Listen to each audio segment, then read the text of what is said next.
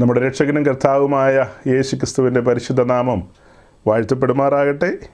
വീണ്ടും ദൈവസന്നിധിയിൽ ഒത്തുകൂടുവാൻ കൃപാലുവായ ദൈവം തന്ന നല്ല അവസരത്തിനായി ദൈവത്തെ സ്തുതിക്കുകയാണ്. കഴിഞ്ഞ ആഴ്ച നമ്മൾ ഒത്തുകൂടിയ സമയത്ത് നമ്മുടെ ദേശത്ത് മലയാളക്കരയിൽ ജനമെല്ലാം വളരെ ദുഃഖസാന്ദ്രമായൊരു സാഹചര്യത്തിലായിരുന്നു. വയനാട്ടിൽ ഉണ്ടായ ആ പ്രകൃതിക്ഷോഭം അത് നമുക്ക് നമ്മുടെ ഭാവനയിൽ കാണാൻ പോലും പറ്റാവുന്നതിനപ്പുറമായ കെടുതികൾ അവിടെ വിതച്ചു. ആ കാരണത്താൽ കഴിഞ്ഞ തവണ നമ്മൾ ഒരുമിച്ച് കൂടിയപ്പോൾ അങ്ങനെ ഒരു സാഹചര്യമായിരുന്നു. എന്നാൽ അതിന് നടുവിലും നമ്മൾ ദൈവസന്നിധിയിൽ ദൈവത്തെ സ്തുതിക്കുകയായിരുന്നു. നമുക്ക് ഒന്നുകൂടെ നമ്മുടെ നാളുകളെ എണ്ണുവാനായിട്ട് ആ സംഭവങ്ങൾ ഉതകി. മഴ കനത്ത് നിൽക്കുകയാണ്. അത്താഴമൊക്കെ കഴിഞ്ഞ് എല്ലാം കഴിഞ്ഞ് കയറി കിടന്നു ഉറങ്ങാനായിട്ട്. അങ്ങനെ ഉറങ്ങിക്കിടന്ന മനുഷ്യരുടെ തലയ്ക്ക് മീതെ ടൺ കണക്കിന് ഭാരമുള്ള വലിയ ഉരുളക്കല്ലുകൾ ഇങ്ങനെ കടന്നുപോയി.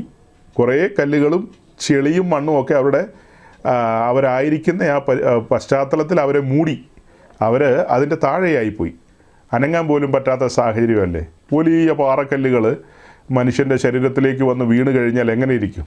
അവരുടെ ഭവനങ്ങളൊന്നും നമുക്ക് പ്രഥമ ദൃഷ്ടിയാ കാണാൻ കഴിയാത്ത രീതിയിൽ എല്ലാം മണ്ണിനടിയിൽ മൂടിപ്പോയ ഒരു കാഴ്ചയായിരുന്നു നമ്മൾ മാധ്യമങ്ങളിലൂടെ കണ്ടത്. അപ്പോൾ അങ്ങനെ വിറങ്ങലിച്ച് നിൽക്കുന്ന ആ ഒരു സാഹചര്യം, അതിന് നടുവിൽ നമ്മൾ മനുഷ്യജീവിതം ഇത്രയേ ഉള്ളൂ എന്ന് പറയാനായിട്ടൊരു പരിശ്രമം നടത്തി കഴിഞ്ഞ ആഴ്ച. ഞാൻ വിഷയത്തിലേക്ക് വേഗം കടക്കാൻ ആഗ്രഹിക്കുന്നുണ്ട്. കാരണം എനിക്കിന്ന് കഴിഞ്ഞ ദിവസങ്ങളിൽ ഇങ്ങനെ പറയാനായിട്ട് പെൻഡിങ് വെച്ച കാര്യങ്ങളുണ്ട്. അതെല്ലാം പറഞ്ഞ് ഇന്നങ്ങ് അവസാനിപ്പിക്കണം. എന്നാൽ അതിന് മുൻപ് ഒന്നുകൂടെ ഞാൻ കഴിഞ്ഞ ആഴ്ച പറഞ്ഞ കാര്യങ്ങൾ ഓർക്കുകയാണ്. ഇത്രയേ ഉള്ളൂ, മരണത്തെക്കുറിച്ച് നമുക്ക് ധ്യാനിക്കാനിടയായി.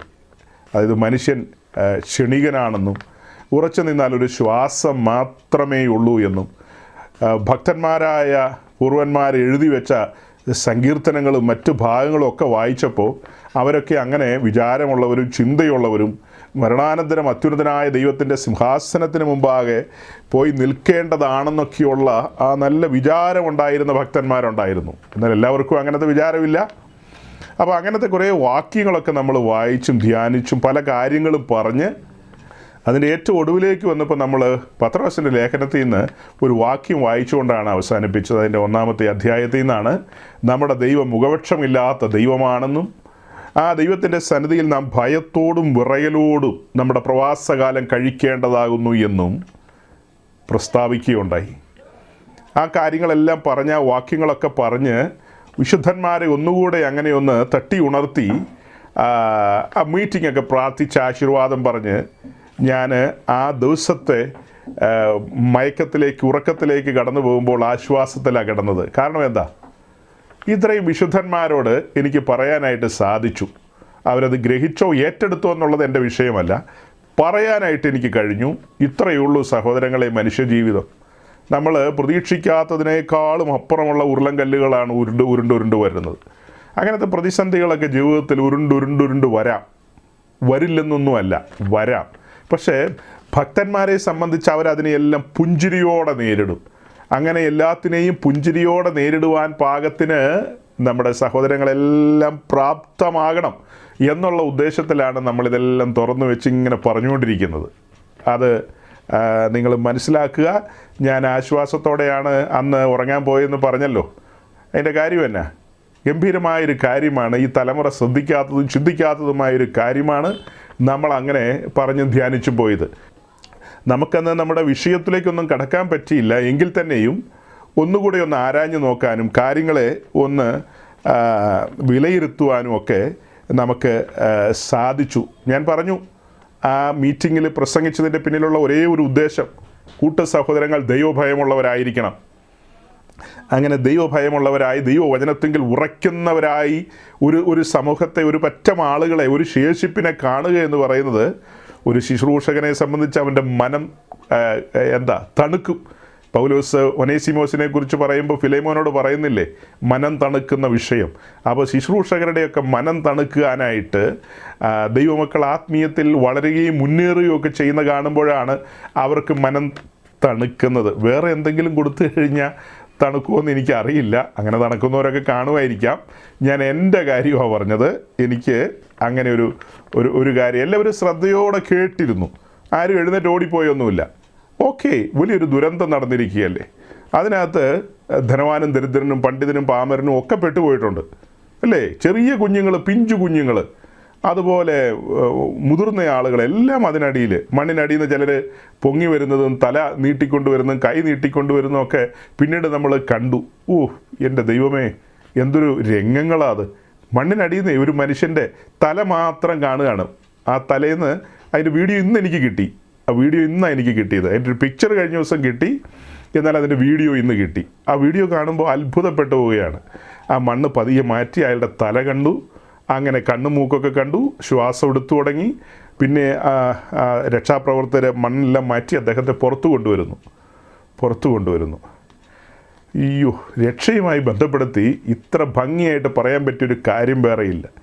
ഇങ്ങനൊരു സാഹചര്യത്തിൽ നിന്നാണ് സഹോദരങ്ങളെ നമ്മെ വീണ്ടെടുത്തത് അല്ലേ. അനങ്ങാൻ പറ്റാത്ത രീതിയിൽ പാപം നമ്മളെ വരിഞ്ഞു മുറുക്കി നിർത്തിയിരിക്കുകയായിരുന്നു. ഈ മനുഷ്യൻ ആ മണ്ണിൽ 4 സൈഡും മണ്ണല്ലേ. ശ്വാസം എടുത്ത് പുറത്തേക്ക് വിടുമ്പോൾ നമ്മൾ പറയില്ല ഒരു നെഞ്ചിടിപ്പുണ്ടാവുമെന്ന്. അങ്ങനെ ആ അനങ്ങാൻ പോലും പറ്റാത്ത സാഹചര്യത്തിലായിരുന്നു ആ മണ്ണിനകത്ത് അകപ്പെട്ടു പോയത്. എന്നാൽ അദ്ദേഹത്തെ പുറത്തെടുക്കുമ്പോൾ ഉണ്ടാകുന്ന അദ്ദേഹത്തിൻ്റെ ആശ്വാസവും അദ്ദേഹത്തിൻ്റെ ആ സന്തോഷവും അത് പറഞ്ഞറിയിക്കാൻ കഴിയില്ല. അത്ര ഭയങ്കര സംഭവമായിരിക്കും. ഇങ്ങനെ പുറത്തെടുത്ത് ആ ചള്ളക്കകത്ത് അതിൽ നിന്ന് പുറത്തെടുത്ത ആളുകൾ പിന്നീട് അദ്ദേഹത്തിൻ്റെ തലമേലൊക്കെ വെള്ളമൊക്കെ ഒഴിച്ച് മൊത്തത്തിൽ അദ്ദേഹത്തെ കുളിപ്പിച്ച് വേറൊരു വസ്ത്രമൊക്കെ കൊടുത്ത് പിന്നെ തണുപ്പ് മാറാനുള്ള സ്വെറ്ററോ അങ്ങനെ മഫ്ലറോ ഒക്കെ കൊടുത്ത് തണുപ്പിൽ നിന്ന് ഒരു പ്രിവെൻഷൻ എന്നുള്ള നിലയിൽ അദ്ദേഹത്തെ കൊണ്ടുപോയി ചൂട് ചായയൊക്കെ കൊടുത്ത് അങ്ങനെ ചേർത്ത് എല്ലാവരും ഇരുത്തിയ ആ ഒരു രംഗം, ഫെലോഷിപ്പാണ് അവിടെ കാണിക്കുന്നത്. ഇത് തന്നെയാണ് നമ്മുടെ ജീവിതത്തിൽ. നമ്മളിതുപോലെ മണ്ണ് മൂടി കിടന്ന ആൾക്കാരാണ്. അയ്യോ, അങ്ങനെ നമ്മെ അതിൽ നിന്ന് പൊക്കിയെടുത്ത് നിത്യരക്ഷയുടെ ഓഹരിക്കാരാക്കി നമ്മുടെ പേരൊക്കെ മണ്ണിൽ നിന്ന് ജീവപുസ്തകത്തിൽ എഴുതി പിന്നെ തൻ്റെ ആത്മാവിനെ നമ്മുടെ ഉള്ളിൽ പകർന്ന് അങ്ങനെ പറയാനുണ്ടല്ലോ പല കാര്യങ്ങൾ. അങ്ങനത്തെ ഒരു നിലയിലേക്ക് വന്ന മനുഷ്യരാണ് എന്നെ കേട്ടുകൊണ്ടിരിക്കുന്നത്. ഞാൻ കുറച്ചുകൂടെ മണ്ണിനടിയിലേക്ക് പോയായിരുന്നെന്ന് എനിക്ക് തോന്നുന്നത്. നിങ്ങൾ ചിലപ്പോൾ അത്രയും പോയി കാണില്ലായിരിക്കാം. എനിക്ക് എൻ്റെ കാര്യത്തിൽ തോന്നുന്നത് പൗലോസിനോട് ചേർന്ന് എന്ന് പറയാൻ, ആ പാപിയിൽ ഞാൻ പ്രധാനിയായിരുന്നു എന്ന് പറയുന്നതിൽ എനിക്ക് ഒരു ലജ്ജയുമില്ല. കാരണം ദൈവഹിതത്തിന് വിരുദ്ധമായി സഞ്ചരിക്കുന്നവനൊക്കെ പാപത്തിൻ്റെ മൂർധന്യത്തിലാണ്. അങ്ങനെ സഞ്ചരിച്ച കാലത്ത് നിന്ന് കർത്താവ് വിടുവിച്ചു. ഓക്കെ, അങ്ങനെ നമ്മൾ കാര്യങ്ങളൊക്കെ പറഞ്ഞ് നമ്മുടെ മെസ്സേജ് അവസാനിക്കാറായ സമയത്ത് ഓർക്കണം, ആ നീണ്ട സമയം മുഴുവനും ദൈവഭയത്തെക്കുറിച്ചാണ് നമ്മൾ പറയാനായിട്ട് പരിശ്രമിച്ചത്. അങ്ങനെ പറഞ്ഞ് ഒടുവിലേക്ക് വന്നപ്പോൾ ഞാൻ പറഞ്ഞു, ഒരു സ്നേഹിതൻ, ഒരു പ്രിയപ്പെട്ടവൻ എനിക്കൊരു മെസ്സേജ് അയച്ചു. ആ മെസ്സേജിനകത്ത് പറയുന്ന കാര്യം ഇന്നതാണ്: തൻ്റെ ഭാര്യ ഗർഭവതിയായിരിക്കുന്നു. അതിനോടനുബന്ധിച്ച് ആ കുഞ്ഞിനോടൊക്കെയുള്ള ബന്ധത്തിലെ 1-2 സെൻറ്റൻസ് പറഞ്ഞു. ഞാനത് കഴിഞ്ഞ ആഴ്ച പറഞ്ഞതായതുകൊണ്ട് റിപ്പീറ്റ് ചെയ്യുന്നില്ല. തൽക്ഷണം ഞാൻ അദ്ദേഹത്തിന് കൊടുത്ത മറുപടി നിങ്ങളെ പറഞ്ഞ് കേൾപ്പിച്ചു. അത് വളരെ ക്ഷോഭത്തോടെയുള്ളൊരു മറുപടിയാണ് ആ പ്രിയപ്പെട്ടവന് ഞാൻ കൊടുത്തത്. വളരെ ക്ഷോഭത്തോടെയുള്ള മറുപടി. അതൊക്കെ മെസ്സേജിൽ അങ്ങനെ തന്നെയുണ്ട്, യൂട്യൂബിലൊക്കെ അപ്ലോഡ് ചെയ്തപ്പോഴും ഒത്തിരി പേരത് കേട്ടിട്ട് പലരും എന്നോട് സംസാരിക്കുകയും എന്നെ വിളിക്കുകയൊക്കെ ചെയ്തു. അതായത് അടുപ്പമുള്ള ആൾക്കാരിങ്ങനെ സംസാരിച്ചു വരുന്ന കൂട്ടത്തിലാണ് പറഞ്ഞത്. അങ്ങനെയൊക്കെ സംസാരിച്ചു കഴിയുമ്പോൾ അവർക്ക് ദേഷ്യം വരില്ലേ? മറുസൈഡിലുള്ള ആൾക്ക്, അദ്ദേഹത്തിന് ആരാണെങ്കിലും അവർക്ക് ദേഷ്യം വരില്ലേ എന്ന് ചോദിച്ചു. അതൊരു ചോദ്യം, ന്യായമാണ്. മനുഷ്യനാണെങ്കിൽ ദേഷ്യം വരും അതൊക്കെ കേൾക്കുമ്പോൾ.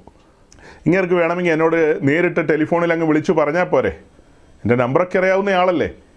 പിന്നെ ഈ പബ്ലിക് പ്ലാറ്റ്ഫോമിൽ ഇങ്ങനെ പൊട്ടിത്തെറിക്കുന്ന പോലെ ഇങ്ങനത്തെ വർത്തമാനമൊക്കെ പറയേണ്ടതുണ്ടോ എന്ന് സാമാന്യം മനുഷ്യർ ചിന്തിക്കും. പക്ഷേ അത് അങ്ങനെയല്ല കൈകാര്യം ചെയ്യേണ്ടതെന്ന് എനിക്കൊരു ആത്മപ്രേരണ ഉണ്ടായതുകൊണ്ടാണ് ഞാൻ ഇങ്ങനെ ഡയറക്റ്റായിട്ട് കൈകാര്യം ചെയ്തത്. അത് ഒരാളുടെ ചിന്തയല്ല, അത് പലരുടെ ചിന്തയാണ്. അതായത് വിഷയം മനസ്സിലായല്ലോ. അത്തരത്തിലുള്ള ചിന്തയൊക്കെ മനുഷ്യരുടെ ഉള്ളിൽ, എല്ലാവരുടെ ഉള്ളിലൂടെയും കടന്നു പോകുന്നതാണ്, സാധാരണ മട്ടിൽ കടന്നു പോകുന്നതാണ്. അപ്പോൾ അതിനൊക്കെ ഒരു തിരുത്തെന്നോണമാണ് പബ്ലിക്കായിട്ട് പറഞ്ഞത്. ഒരാളോടാണ് പറഞ്ഞതെങ്കിലും അത് കേൾക്കുന്നവരെല്ലാം ഓർത്തുകൊള്ളുക, അതെല്ലാവരോടുമായിട്ടാണ് ആ ശബ്ദം മുഴങ്ങിയത്. നാം ദൈവത്തിൻ്റെ സന്നിധിയിലായിരിക്കുമ്പോൾ ഭയത്തോടെ ആയിരിക്കണം എന്നുള്ളതാണ് പറയുന്നതിൻ്റെ സാരം. അത് പറയുമ്പോൾ ഒരാൾ ചോദിച്ച പോലെ ഇങ്ങനെയൊക്കെ പറഞ്ഞ പാസ്റ്റർക്ക് സ്നേഹിതന്മാരുണ്ടാകൂ എന്ന് ചോദിക്കുമ്പോൾ അതിനുള്ള മറുപടി ഞാനൊന്നും പറഞ്ഞില്ല, ചിരിച്ച് കാണിച്ചേ ഉള്ളൂ. അതിൻ്റെ മറുപടി ഇവിടെ പറഞ്ഞേക്കാം. ഇങ്ങനെയൊക്കെ പറയുന്നതുകൊണ്ട് എനിക്ക് സ്നേഹിതന്മാർ വളരെ കുറവാണ് സഹോദരങ്ങളെ. സ്നേഹിതന്മാരുടെ എണ്ണമൊന്നും അധികവും ഇല്ല. ഏതൊരു മനുഷ്യനാണെങ്കിലും ചിന്തിക്കില്ലേ ഇങ്ങനെയൊക്കെ പറഞ്ഞു കഴിഞ്ഞാൽ ഈ മനുഷ്യനോട് എങ്ങനെയാണ് സഹകരിക്കുന്നതെന്ന്. പലർക്കും ഇതൊരു സാധാരണ മട്ടിലുള്ളൊരു കാര്യമാണ്. എന്നെ സംബന്ധിച്ചത് വലിയ സീരിയസ് ആയൊരു കാര്യമാണ്. അതിന് ഞാൻ 1-2 വാക്യം വായിച്ച് കേൾപ്പിച്ചിട്ട് വേഗം മുന്നോട്ട് പോകാം. വളരെ സീരിയസ് ആയൊരു കാര്യമാണ്. അതിൻ്റെ കൂട്ടത്തിൽ ചേർത്തും കൂടെ പറഞ്ഞേക്കാം. പലപ്പോഴും പല സഹോദരങ്ങളും പല ഇടങ്ങളിലുമൊക്കെ വെച്ച് കാണുമ്പോഴും അല്ലെങ്കിൽ ചില മീറ്റിങ്ങുകളോടൊക്കെയുള്ള ബന്ധത്തിൽ അവരുടെ സ്നേഹപ്രകടനങ്ങൾ, അതായത് ചില പാരിതോഷികങ്ങൾ, സ്നേഹപ്രകടനങ്ങൾ എന്ന് പറഞ്ഞാൽ വെറും വിശുദ്ധ ചുംബനം മാത്രമല്ല, അവരുടേതായ ചില ഫെലോഷിപ്പുകൾ എന്ന് വെച്ച് കഴിഞ്ഞാൽ സാമ്പത്തികമായിട്ടോ മറ്റേതെങ്കിലും രീതിയിലൊക്കെയുള്ള, അതിനെല്ലാം ചേർത്തൊരു വാക്ക് പറയാം, പാരിതോഷികങ്ങൾ അല്ലെങ്കിൽ സമ്മാനങ്ങൾ എന്നൊക്കെയുള്ള വാക്കുകൾ ഉപയോഗിക്കുക അതിന്. അങ്ങനെയൊക്കെ ചെയ്യാൻ ആഗ്രഹിക്കുന്ന സഹോദരങ്ങളുണ്ട്. ഞാൻ സാധാരണ അങ്ങനെയുള്ള പലതിൽ നിന്ന് ഒഴിഞ്ഞു മാറാറുണ്ട്. നാളെ ആകട്ടെ മറ്റന്നാളാകട്ടെ എന്നിങ്ങനെ പറഞ്ഞ് ലേലം വിളിച്ച് നീട്ടിക്കൊണ്ടിരിക്കും. അപ്പോൾ അതിൻ്റെ കാരണം എന്തെന്ന് ചോദിച്ചു കഴിഞ്ഞാൽ അതിൻ്റെ ഉത്തരവാണ് ഇപ്പോൾ ഈ മുമ്പിൽ വരുന്നത്. മനസ്സിലായോ? ഈ പാരിതോഷികങ്ങളൊക്കെ വാങ്ങിക്കഴിയുമ്പോൾ വായടഞ്ഞു പോകും. പലപ്പോഴും വായടഞ്ഞു പോകാനുള്ള സാഹചര്യം ഞാനായിട്ട് ഒരുക്കില്ല. അപ്പോൾ പാരിതോഷികങ്ങളൊന്നും താങ്കൾക്ക് വേണ്ടതെന്ന് ചോദിച്ചാൽ അത് ഞാൻ പറയാറുണ്ടല്ലോ നിങ്ങളോട്. ഇനിയിപ്പോൾ ഒന്നുകൂടെ റിപ്പീറ്റ് ചെയ്യണോ? അവിടെ ഇവിടങ്ങളിൽ ചില മനുഷ്യർ കാലങ്ങളായിട്ട് ഇങ്ങനെ ഈ ശുശ്രൂഷയോടുള്ള ബന്ധത്തിൽ ഇങ്ങനെയുള്ള കാര്യങ്ങൾ ഇങ്ങനെ തന്നെ പറയണമെന്നൊക്കെ ആഗ്രഹിക്കുന്ന ചില മനുഷ്യർ, അവരും ചിലപ്പോൾ മുണ്ട് മുറുക്കി കൊടുത്തിട്ടായിരിക്കും എന്നെ കൈത്താങ്ങുന്നത്. ഞാനും അതിനോട് യോജിച്ച് മനസ്സോടെ മുണ്ട് മുറുക്കി കൊടുത്തിട്ട് തന്നെ അങ്ങ് മുന്നോട്ട് പോകുന്നു. അതുകൊണ്ട് അധികം പാരിതോഷികങ്ങൾ വേണ്ട, പറയാനുള്ളത് നമുക്ക് പറയണം. പാരിതോഷികങ്ങളിൽ തട്ടിത്തറഞ്ഞൊന്നും പോകാൻ പാടില്ല എന്നുള്ളത് കൊണ്ടാണ് ഈ അധികം പാരിതോഷികങ്ങൾ കാണുമ്പോൾ ഗുഡ് ബൈ, വീണ്ടും കാണാം എന്നൊക്കെ പറഞ്ഞ് ഒഴിവാകുന്നത്. മനസ്സിലായോ? പല സമയങ്ങളിലും പല ശുശ്രൂഷകന്മാരുടെയും നാവടഞ്ഞു പോകുന്നത് ഇങ്ങനെയുള്ള പല കാരണങ്ങൾ കൊണ്ടാണ്. ഞാൻ ഏതായാലും എന്നെ ഇതുവരെ അതിന് വിട്ടുകൊടുത്തിട്ടില്ല. ദൈവത്തിൻ്റെ മഹാകൃപയാൽ മുന്നോട്ട് പോകുന്നു.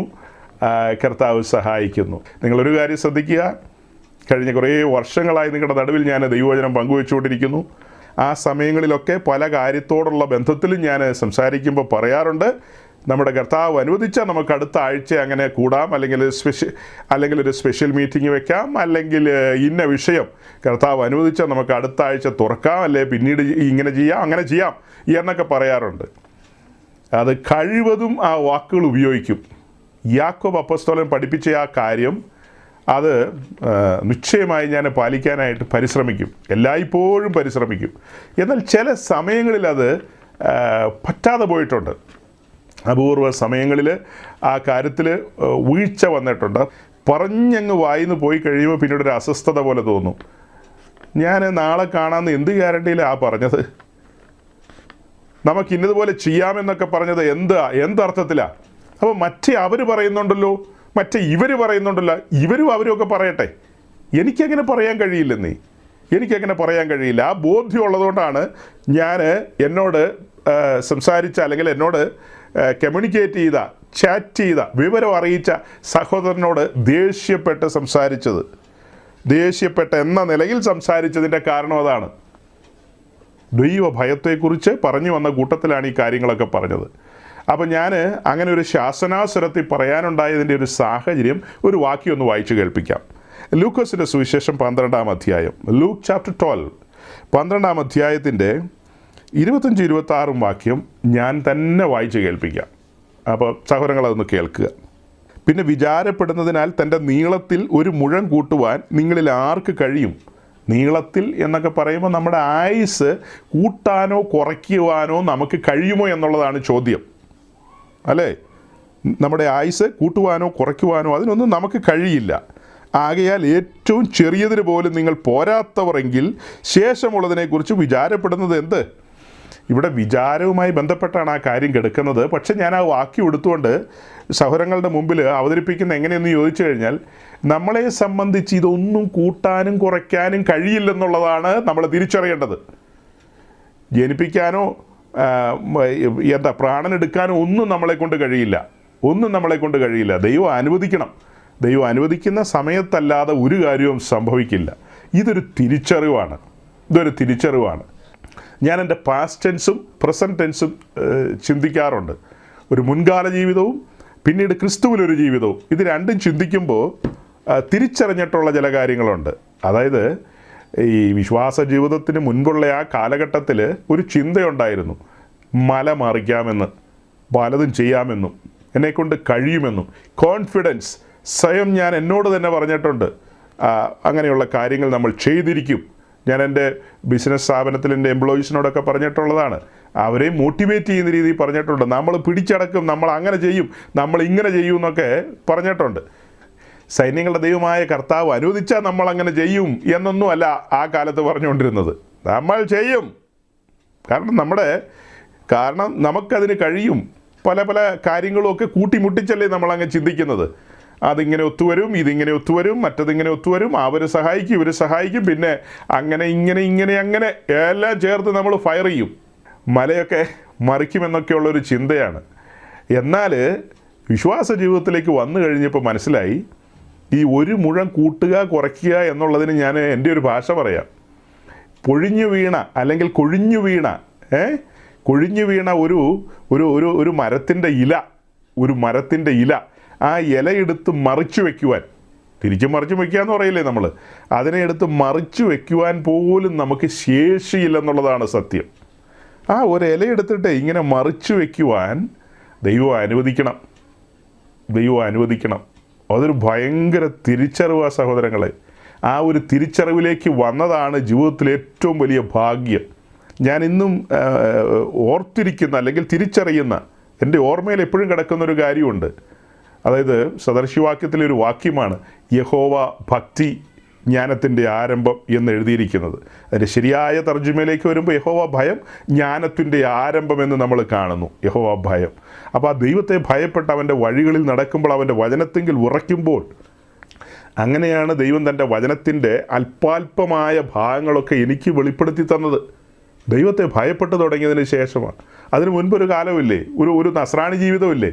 ആ കാലത്ത് എന്തറിയാം? ഒന്നും അറിയില്ലെന്ന് പറഞ്ഞാൽ യാതൊന്നും അങ്ങനെ പറയത്തക്കതായ ഒരു അറിവുമില്ല, യാതൊരു ബോധവുമില്ല. അങ്ങനെ ജീവിച്ചൊരു പഴയ കാലം. എന്നാൽ കൃപയാൽ ധാരണങ്ങളുടെ ദൈവം മുൻപോട്ട് നയിച്ചു. അതുകൊണ്ട് ഞാൻ ആ ഭാഗം അങ്ങനെ പറഞ്ഞ് അവസാനിപ്പിക്കുകയാണ്.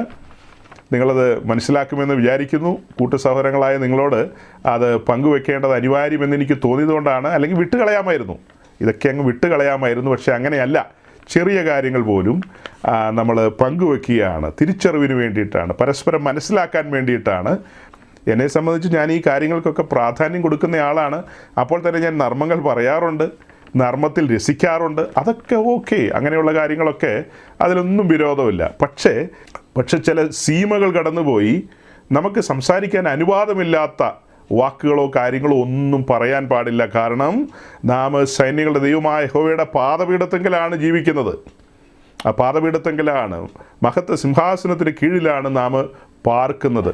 ആ ഒരു ഭയപ്പാടും ആ ഒരു ദൈവസ്നേഹവും, ഇതെല്ലാം തികഞ്ഞ ദൈവസ്നേഹത്തിൽ നിന്നാണ് വരേണ്ടത്. നമ്മുടെ ജീവിതത്തിൻ്റെ കർത്തൃത്വം നമ്മൾ വിട്ടുകൊടുത്തവരാണ്, മറന്നു പോകരുത് അല്ലേ. വലിയ പഠനമൊക്കെ പഠിച്ച ആൾക്കാരല്ലേ നമ്മൾ. നമ്മുടെ ജീവിതത്തിൻ്റെ കർത്തൃത്വം നാം വിട്ടുകൊടുത്തതാണ്. ജീവിതത്തിൽ എന്ത് സംഭവിച്ചാലും ഒന്നും ചോദിക്കാൻ നമുക്ക് അനുവാദമില്ല. ശ്രദ്ധിച്ച് കേൾക്കണം കേട്ടോ. നമുക്ക് ദൈവത്തോട് ഒന്നും ചോദിക്കാനായിട്ട് അവകാശമില്ല. കാരണം നാം ബലിപീഠത്തിൽ നമ്മെ തന്നെ ഏൽപ്പിച്ചു കൊടുത്തതാണ്. പല ആംഗിളിൽ നിന്നാണ് പറയുന്നത്. നാം നമ്മെ തന്നെ ബലിപീഠത്തിൽ ഏൽപ്പിച്ചു കൊടുത്ത. മറ്റൊരു ആംഗിളിൽ നിന്ന് പറഞ്ഞ പുറപ്പാട് ദിവസം 21-ാം അധ്യായത്തിൽ കാണുന്ന ആ അടിമയുടെ കാര്യം ഓർമ്മയില്ലേ? അടിമയുടെ കാര്യം 6 വർഷം കഴിയുമ്പോൾ അവനെ സ്വതന്ത്രനായിട്ട് പറഞ്ഞയക്കാം. പക്ഷേ അവൻ ആ സ്വാതന്ത്ര്യം അനുഭവിച്ചുകൊണ്ട് പോകാൻ കൂട്ടാക്കാതെ യജമാനനോട് ചേർന്നിരിക്കാൻ ആഗ്രഹിക്കുകയാണ്. എന്നിട്ട് താൻ തന്നെ മനഃപൂർവ്വമായി, യജമാനൻ ബലപ്രയോഗത്തിലൊന്നും ചെയ്യുന്നില്ല, താൻ തന്നെ മനഃപൂർവ്വമായി കട്ടിലയുടെ ആ നെടുമ്പടിയുടെ മേൽ ചേർത്ത് നിർത്തുകയാണ്. എന്നിട്ട് തൻ്റെ ചെവി ആ കട്ടിലയോട് ചേർത്ത് തുളയ്ക്കാനായിട്ട് സമർപ്പിച്ചു കൊടുക്കുകയാണ്. ഏൽപ്പിച്ചു കൊടുക്കുകയാണ്. അതാണ് നല്ല മലയാളം. ഏൽപ്പിച്ചു കൊടുക്കുകയാണ്. അങ്ങനെ ആ സുഷിരം കാണുമ്പോൾ ഓർക്കണം, ഇവൻ സാധാരണ ഒരു അടിമയല്ല, ഇവൻ യജമാനന് വേണ്ടി തന്നെത്താൻ സമർപ്പിക്കപ്പെട്ട ഒരു അടിമയാണ്. യജമാനൊന്നും ബലപ്രയോഗമൊന്നും നടത്തിയിട്ടില്ല. മറ്റൊരു ഭാഗത്ത് നമ്മൾ കാണുന്നില്ലേ, അതായത് മത്തായി 11-ാം അധ്യായത്തിലേക്ക് വരുമ്പോൾ നമ്മൾ കാണുന്ന മറ്റൊരു വിഷയവും കൂടെയുണ്ട്. അതായത് നമ്മൾ നുകത്തിൻ കീഴിലേക്ക് വരുവാൻ മനസ്സ് കാണിച്ച മനുഷ്യരാണ്. നുകത്തിൻ കീഴിലേക്ക് അവിടെയൊന്നും സമ്മർദ്ദമോ ബലപ്രയോഗമോ ഒന്നുമില്ല. നുകം നമ്മുടെ മുമ്പിൽ വെളിപ്പെടുകയാണ്. വെളിപ്പെട്ട് കഴിഞ്ഞപ്പോൾ നമുക്ക് മനസ്സിലായി നുകത്തിൻ കീഴിലേക്ക് കടക്കണം. നുകത്തിൻ്റെ ഒരു സൈഡിൽ, നുകമൊക്കെ കണ്ടിട്ടുണ്ടല്ലോ, നുകത്തിൻ്റെ ഒരു സൈഡ് നമ്മുടെ കർത്താവ് ഈശോ മിശിഹായാണ്, അല്ലെങ്കിൽ നമ്മുടെ ആത്മമണവാളനാണ്. മറു സൈഡിൽ, മറുതലയ്ക്കൽ നാമും മനഃപൂർവ്വമായി കഴുത്തു നീട്ടിവെച്ചു കൊടുക്കുക എന്ന് പറയുമ്പോൾ എന്താ, ആ നുകത്തിൻ്റെ ആ യോക്കിൻ്റെ കമ്പോണൻസ് കണ്ടിട്ടില്ലേ? ഒരു യുക്ലാമ്പ് പോലെ ഒരു സാധനം, ഇങ്ങനെ യു പോലെ ഇരിക്കുന്ന ഒരു സാധനം ഇങ്ങനെ ഇട്ടിട്ട് അതിനകത്ത് അതിൻ്റെ അടുത്ത ഒരു ഭാഗം ഇങ്ങനെ കടത്തി ഇട്ടിട്ടാണത് ടൈറ്റ് ചെയ്യുന്നത്. അങ്ങനെയാണ് നുകം. അങ്ങനെ നമ്മൾ മനഃപൂർവ്വം കഴുത്തു വെച്ചു കൊടുത്ത മനുഷ്യരാണ്. അർത്ഥം എന്താ? അതെന്താ കാണിക്കുന്നത്? ഞാൻ നിൻ്റെ കർത്തൃത്വം അംഗീകരിച്ചിരിക്കുന്നു, അല്ലേ? ഞാൻ നിൻ്റെ കർത്തൃത്വം അംഗീകരിച്ചിരിക്കുന്നു. അതായത് യേശു ക്രിസ്തു എൻ്റെ കർത്താവാണ്. കർത്തൃത്വം ഞാൻ അംഗീകരിച്ചിരിക്കുന്നു. നുകത്തിൻ കീഴിൽ ഞാൻ സന്തോഷവാനാണ്. എനിക്കൊന്നും പറയാനില്ല. ആ നുകത്തിൻ കീഴിൽ കയറിയത് കൊണ്ട് എനിക്ക് എന്തെങ്കിലും ദോഷമുണ്ടായോ? നിങ്ങളുടെ ആരുടെയും കാര്യം എനിക്ക് അറിയില്ല കേട്ടോ, അത്രയങ്ങ് അറിയില്ല. പറഞ്ഞാൽ വേണമെങ്കിൽ എനിക്ക് മനസ്സിലാക്കാൻ കഴിയും. ഇപ്പോൾ എൻ്റെ കാര്യം പറയാനായിട്ട് സമയമെടുക്കാം. നിങ്ങളുടെ കാര്യമൊക്കെ ചോദിച്ചൊക്കെ പറയുമ്പോഴത്തേക്ക് സമയം ഒത്തിരി പോകും. എൻ്റെ കാര്യം പറഞ്ഞു കഴിഞ്ഞാൽ അങ്ങനെ മനഃപൂർവ്വമായിട്ട് ആ നുകത്തിൻ കീഴിൽ കയറിയത് കൊണ്ട് എനിക്ക് ഒരു ദോഷവും വന്നില്ല. കാരണം അവിടെ മുന്നമേ എഴുതി വെച്ചിരിക്കുന്ന കാര്യം എന്നാണെന്നറിയാമോ? മുന്നമേ നമ്മുടെ കർത്താവ് പറഞ്ഞത് അപ്പോസ്തലന്മാർ എഴുതി വെച്ചിരിക്കുക, നുകത്തിൻ കീഴിലേക്ക് വന്ന് എന്നോട് കേട്ട് പഠിപ്പിന്നാണ്. ആ നുകത്തിൻ കീഴിലേക്ക് കയറുമ്പോഴാണ് തൊട്ടടുത്ത് ചേർന്നല്ലേ, സാമീപ്യമല്ലേ ആ ശബ്ദം ഇങ്ങനെ കേട്ടുകൊണ്ടിരിക്കുന്നത്. ആ ശബ്ദം കേട്ട് ആ ശബ്ദത്തിനനുസരിച്ച് കേട്ടുപഠിക്കുകയാണ്. എന്നോട് കേട്ടുപഠിപ്പിൻ. എൻ്റെ നുകം മൃദുവും എൻ്റെ ചുമട് ലഘുവാണെന്നാണ് കർത്താവ് അവിടെ പറയുന്നത്. തൻ്റെ നുകം മൃദുവും തൻ്റെ ചുമട് ലഘുവാണെന്ന്. പക്ഷേ അനേകരെ ഈ വിശ്വാസ ജീവിതത്തിൽ വലിയ ഭാരം ചുമന്ന് നടക്കുന്ന ആൾക്കാരുണ്ട്. ഒയ്യൊയ്യോ വരണ്ടായിരുന്നു, മറ്റേ അവിടെ ആയിരുന്നെങ്കിൽ അങ്ങനെ ഉണ്ടായിരുന്നു, ഇവിടെ ആയിരുന്നെങ്കിൽ ഇങ്ങനെ ഉണ്ടായിരുന്നു. നമ്മൾ ഇടയ്ക്കിടയ്ക്ക് പറയാറുണ്ടല്ലോ, അങ്ങനെ ആരെങ്കിലും വിഷമിക്കുന്നുണ്ടെങ്കിൽ വണ്ടിക്കൂലിക്കാശോ ടിക്കറ്റോ എന്ത് വേണേലും എടുത്തു തരാം. പോകാൻ ആഗ്രഹിക്കുന്ന സ്ഥലത്തേക്ക് ഈ ഒരു അനുഭവത്തിൽ വന്നതിൻ്റെ പേരിൽ നിങ്ങൾ ദുഃഖിച്ചൊരിക്കലും പോകരുത്. ഈ വിശ്വാസ ജീവിതത്തിൽ അനേകർ കണ്ണീരും കയ്യുമായിട്ട് ജീവിക്കുന്നവരുണ്ട്, മാറത്തടിയായിട്ട് ജീവിക്കുന്നവരുണ്ട്. അതേസമയം ക്രിസ്ത്യൻ ലൈഫ് ആസ്വദിച്ചു പോകുന്നവരുണ്ട്, നുകത്തിൻ കീഴിലേ ആസ്വദിച്ചു പോകുന്നവരുണ്ട്. ആ ശബ്ദം കേട്ട് പഠിച്ച് ഒരുക്കപ്പെട്ട് പണിയപ്പെട്ട് അങ്ങനെ മുന്നോട്ട് പോകുന്ന ആളുകളുണ്ട്. ഇതിനകത്ത് രണ്ട് കൂട്ടം ആൾക്കാരുമുണ്ട്. അതെല്ലാം വഴിയെ പറഞ്ഞു വരാം. ഓക്കെ, ഈ കാരണങ്ങളാലൊക്കെയാണ് കഴിഞ്ഞ ആഴ്ച നമ്മൾ അങ്ങനെ പറയാനായിട്ട് സാഹചര്യം ഉണ്ടായത്. മറ്റ് പലർക്കും ഇതൊക്കെ കേൾക്കുമ്പോൾ അങ്ങനെ ഒരു ചിന്തകളൊക്കെ വരെ അതിനോട് ചേർത്ത് വെച്ചാണ് ഞാൻ പാരിതോഷികവും പറഞ്ഞത്. അപ്പോൾ എല്ലാവരും ശ്രദ്ധിക്കുക. നമ്മൾ ഈ പാരിതോഷികങ്ങളെന്ന് പറയുന്നതൊന്നും ഒരിക്കലും ഒരു ദൈവദാസനല്ല കൊടുക്കുന്നത്. അത് കൊടുക്കുന്നത് വലിയവനായ ദൈവത്തിനാണ്. മറന്നു പോകണ്ട. എനിക്കായിട്ട് ആരെങ്കിലുമൊക്കെ തരുന്നുണ്ടെങ്കിൽ അവരെയൊക്കെ ഞാൻ ഒഴിവാക്കും. എനിക്കായിട്ട് ആരുടെ ഒന്നും വേണ്ട. അങ്ങനെ എന്നെ ജീവിപ്പിക്കാൻ വേണ്ടിയിട്ട് ഞാൻ എന്തെങ്കിലും കാര്യം ചെയ്യണമെന്നുണ്ടല്ലോ, വേറെ വല്ലോ പണിക്കും പോകണം. ഈ പറഞ്ഞ കാര്യത്തിൽ ദൈവം വെച്ച ചില വ്യവസ്ഥകളും രീതികളും ഉണ്ട്. അത് ദൈവരാജ്യത്തിൻ്റെ കെട്ടുപണിയോടുള്ള ബന്ധത്തിലാണ് എന്നെപ്പോലെയുള്ള ദൈവദാസന്മാരെ ആക്കി വെച്ചിരിക്കുന്നത്. അവരുടെ സന്ധാരണത്തിന് വേണ്ടി ദൈവം ചില വ്യവസ്ഥകൾ വെച്ചു. ആ വ്യവസ്ഥകൾ പ്രകാരം വിശുദ്ധന്മാർ ദൈവസന്നിധിയിലാണ് അർപ്പിക്കുന്നത്, ദൈവത്തിനാണ് കൊടുക്കുന്നത്. പൗലോസ് പറയുന്ന പോലെ ഞാനതൊരു സുഗ്രാഹ്യമായ യാഗമായി സ്വീകരിച്ചു എന്ന് ഫിലിപ്പി ലേഖനത്തിൽ പറയുന്നില്ലേ? ആ പറഞ്ഞ സംഭവം, ആ പാരിതോഷികം, അതായത് തൻ്റെ കൈ അവിടെ ഒരു ബലിപീഠമായിട്ട് മാറുകയാണ്. തൻ്റെ കരത്തിലേക്ക് ഫിലിപ്പിയർ വെച്ചു കൊടുത്ത കാര്യങ്ങൾ അതൊരു യാഗമായിട്ട് സ്വീകരിക്കുകയാണ്. പൗലോസ് യാഗം സ്വീകരിക്കാനായിട്ട് പ്രാപ്തനല്ല.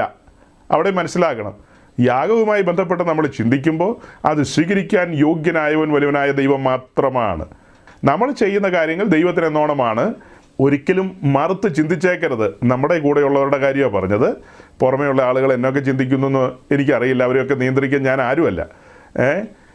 ഇപ്പോൾ ഇവിടെ നിങ്ങളെയൊക്കെ നിയന്ത്രിക്കാൻ കഴിയുമെന്നല്ല കേട്ടോ പറഞ്ഞത്. നിങ്ങളെയൊന്നും ഞാൻ നിയന്ത്രിക്കാൻ വരിക എന്നല്ല. ഈ പറയുന്ന കാര്യത്തിൻ്റെ സീരിയസ്നെസ് ഉൾക്കൊണ്ട് മുൻപോട്ട് പോകണം. പ്രിയ സഹോദരങ്ങളെ, കഴിഞ്ഞ കുറേ മാസങ്ങളായി നാം ക്രൂശിൻ്റെ ശത്രുക്കൾ എന്നൊരു വിഷയം പറഞ്ഞുകൊണ്ടിരിക്കുകയായിരുന്നു.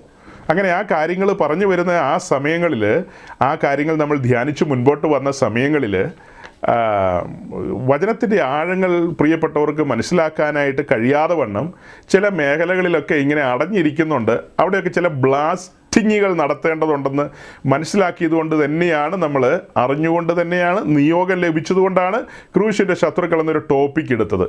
അങ്ങനെ ആ ടോപ്പിക്കിൽ നമ്മൾ ഈ പറഞ്ഞു പോയ കൂട്ടത്തിൽ ചില ഒരു 3-4 പേരുടെ പ്രസംഗങ്ങൾ നമ്മൾ കേൾപ്പിച്ചിട്ടുണ്ട്. മലയാളക്കരയിലെ ജനത്തെ അവരുടെ ആ ശരിയായ വഴിയിൽ നിന്ന്, കാഴ്ചപ്പാടിൽ നിന്ന് പിടിച്ചു മാറ്റുന്ന രീതിയിൽ, അല്ലെങ്കിൽ അവരെ തെറ്റിക്കുന്ന രീതിയിലുള്ള ചില ആശയങ്ങൾ പറഞ്ഞ ആളുകളുടെ മെസ്സേജുകളൊക്കെ നമ്മൾ കേൾപ്പിച്ചിട്ട് തക്കതായ വിശദീകരണം നമ്മളിങ്ങനെ കൊടുത്തുകൊണ്ടിരിക്കുകയായിരുന്നു.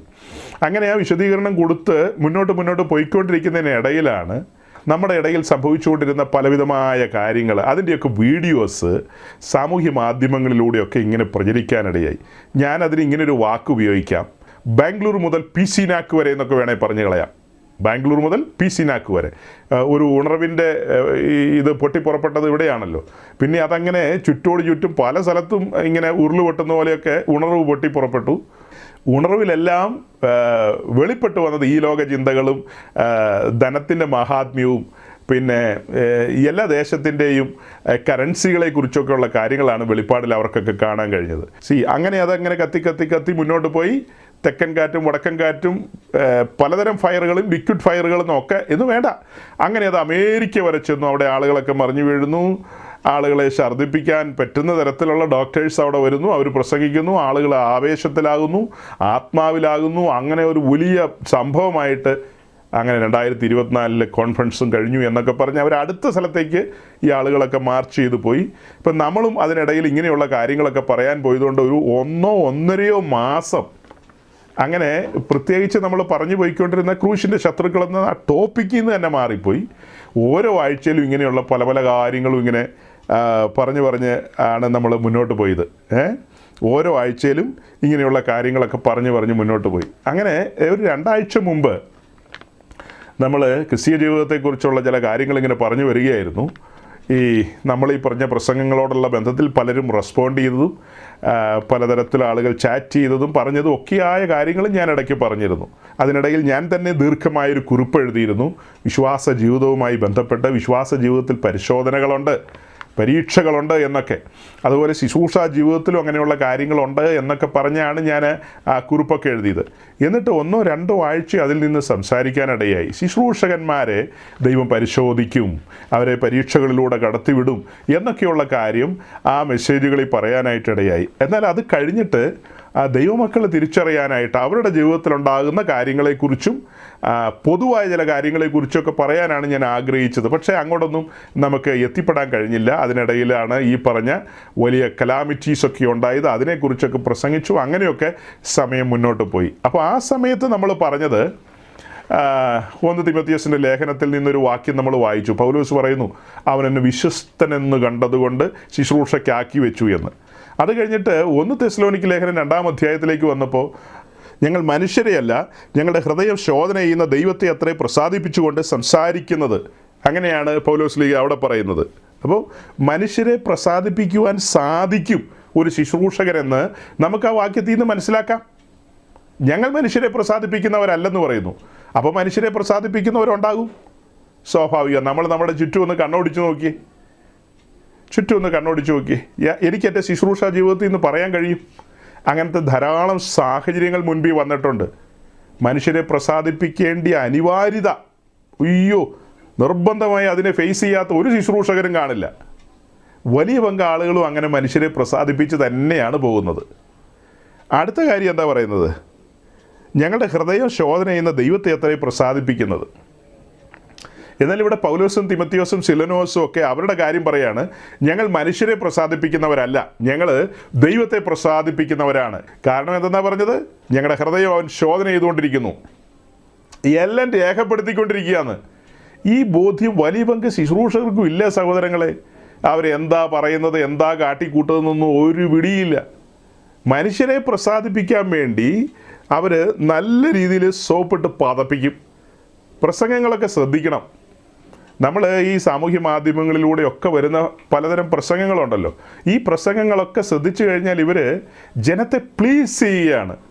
നാളെയും വരണം കേട്ടോ, നാളെയും വരണം, അംഗസംഖ്യ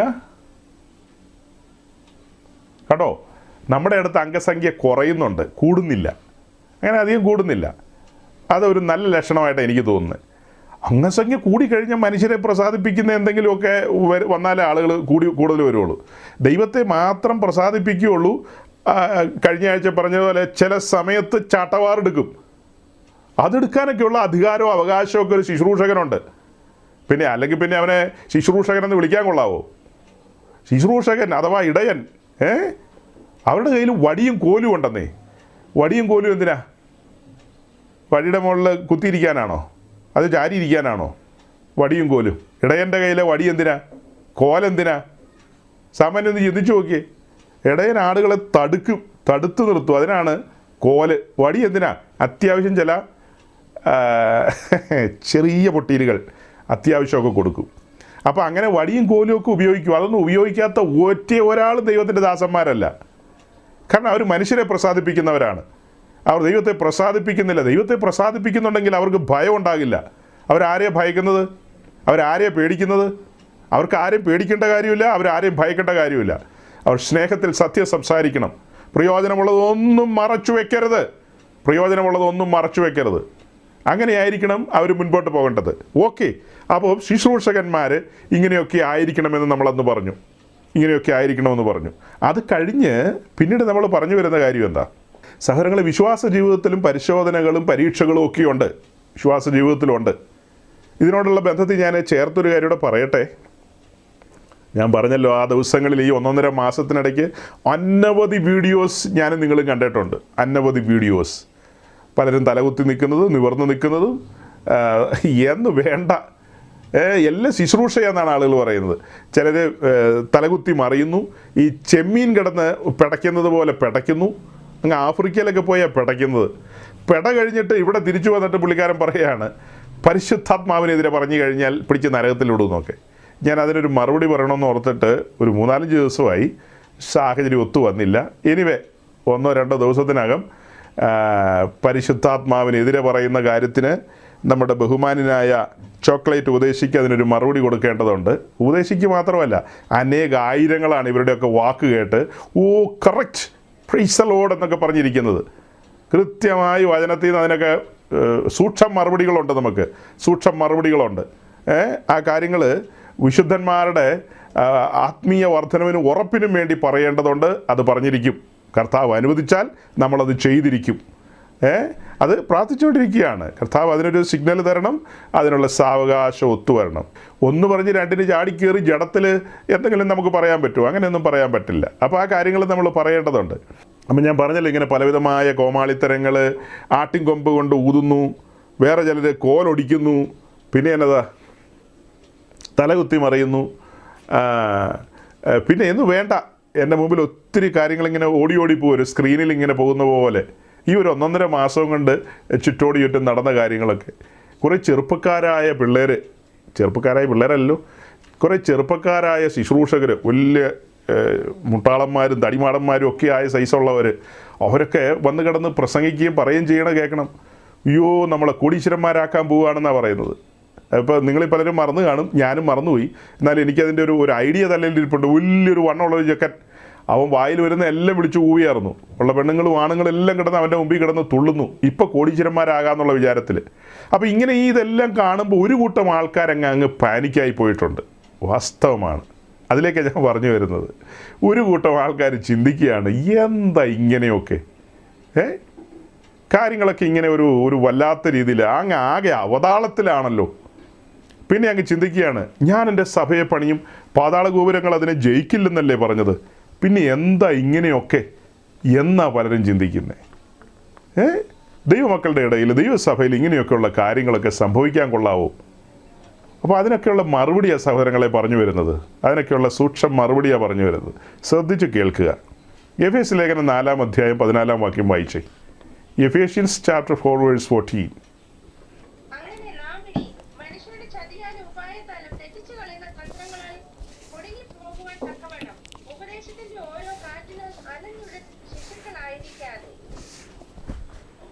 അങ്ങനെ നാം ഇനി മനുഷ്യരുടെ ചതിയാലും ഉപായത്താലും തെറ്റിച്ച് കളയുന്ന, തെറ്റിപ്പോകുന്ന എന്നല്ല പറയുന്നത്, തെറ്റിച്ച് കളയുന്ന എന്നാണ്. അതൊക്കെ സൂക്ഷിച്ച് നോക്കിയാലേ മനസ്സിലാകുകയുള്ളൂ. തെറ്റിച്ച് കളയുകയാണ്. മനുഷ്യർ തന്നെ തെറ്റിപ്പോകുന്നുണ്ട്, ആടുകൾ തന്നെ തെറ്റിപ്പോകും, അത് വേറെ കാര്യം. ഇവിടെ പറഞ്ഞു വരുമ്പോൾ അങ്ങനെയല്ല. തെറ്റിച്ച് കളയുന്ന തന്ത്രങ്ങളിൽ കുടുങ്ങിപ്പോകുവാൻ തക്കവണ്ണം ഉപദേശത്തിൻ്റെ ഓരോരോ കാറ്റിനാൽ അലഞ്ഞുഴലുന്ന ശിശുക്കളായിരിക്കാതെ. അപ്പം ശിശുക്കളായിട്ടിരിക്കുകയാണെങ്കിൽ സ്വാഭാവികമായിട്ടും അലഞ്ഞുഴലുമെന്നുള്ളതാണ് ആ വാക്യത്തിലൂടെ നമുക്ക് മനസ്സിലാകുന്നത്. ഒരുവൻ വിശ്വാസ ജീവിതത്തിലേക്ക് വന്നു, അവൻ ദൈവരാജ്യം നിമിത്തം അവനിങ്ങനെ ശിശുവായിട്ട് പാല് കുടിച്ച് കുറേ കൊല്ലങ്ങളായി പുള്ളി പാല് കുടിയൊന്നും നിർത്തിയിട്ടില്ല. ചില പിള്ളേർ അങ്ങനെയാണ്, 3 വയസ്സ് 4 വയസ്സ് 5 വയസ്സൊക്കെ ആയി കഴിയുമ്പോൾ വലിയ പാട് പെട്ടിട്ടാണ് നിങ്ങളെ ഒന്ന് ഓടിച്ചു വിടുന്നത്. അതുപോലെ തന്നെ ഇവരും ഇങ്ങനെ പാല് കുടിച്ചുകൊണ്ടിരിക്കുകയാണ്, കുടിയോട് കുടിയാണ്, പാലുകുടി മാത്രമേ ഉള്ളൂ, കട്ടിയായതൊന്നും കഴിക്കില്ല, ഒന്നും വേണ്ട. അപ്പോൾ അങ്ങനെയുള്ളവർ അലഞ്ഞുഴലുമെന്ന് വിശുദ്ധ തിരുവെഴുത്ത് പറയുകയാണ്. അവർക്ക് കാര്യങ്ങളെക്കുറിച്ച് ബോധ്യങ്ങളുണ്ടാകില്ല, സംഭവിക്കുന്ന കാര്യങ്ങളെക്കുറിച്ച് കൃത്യമായ ഒരു ഐഡിയ ഇല്ല.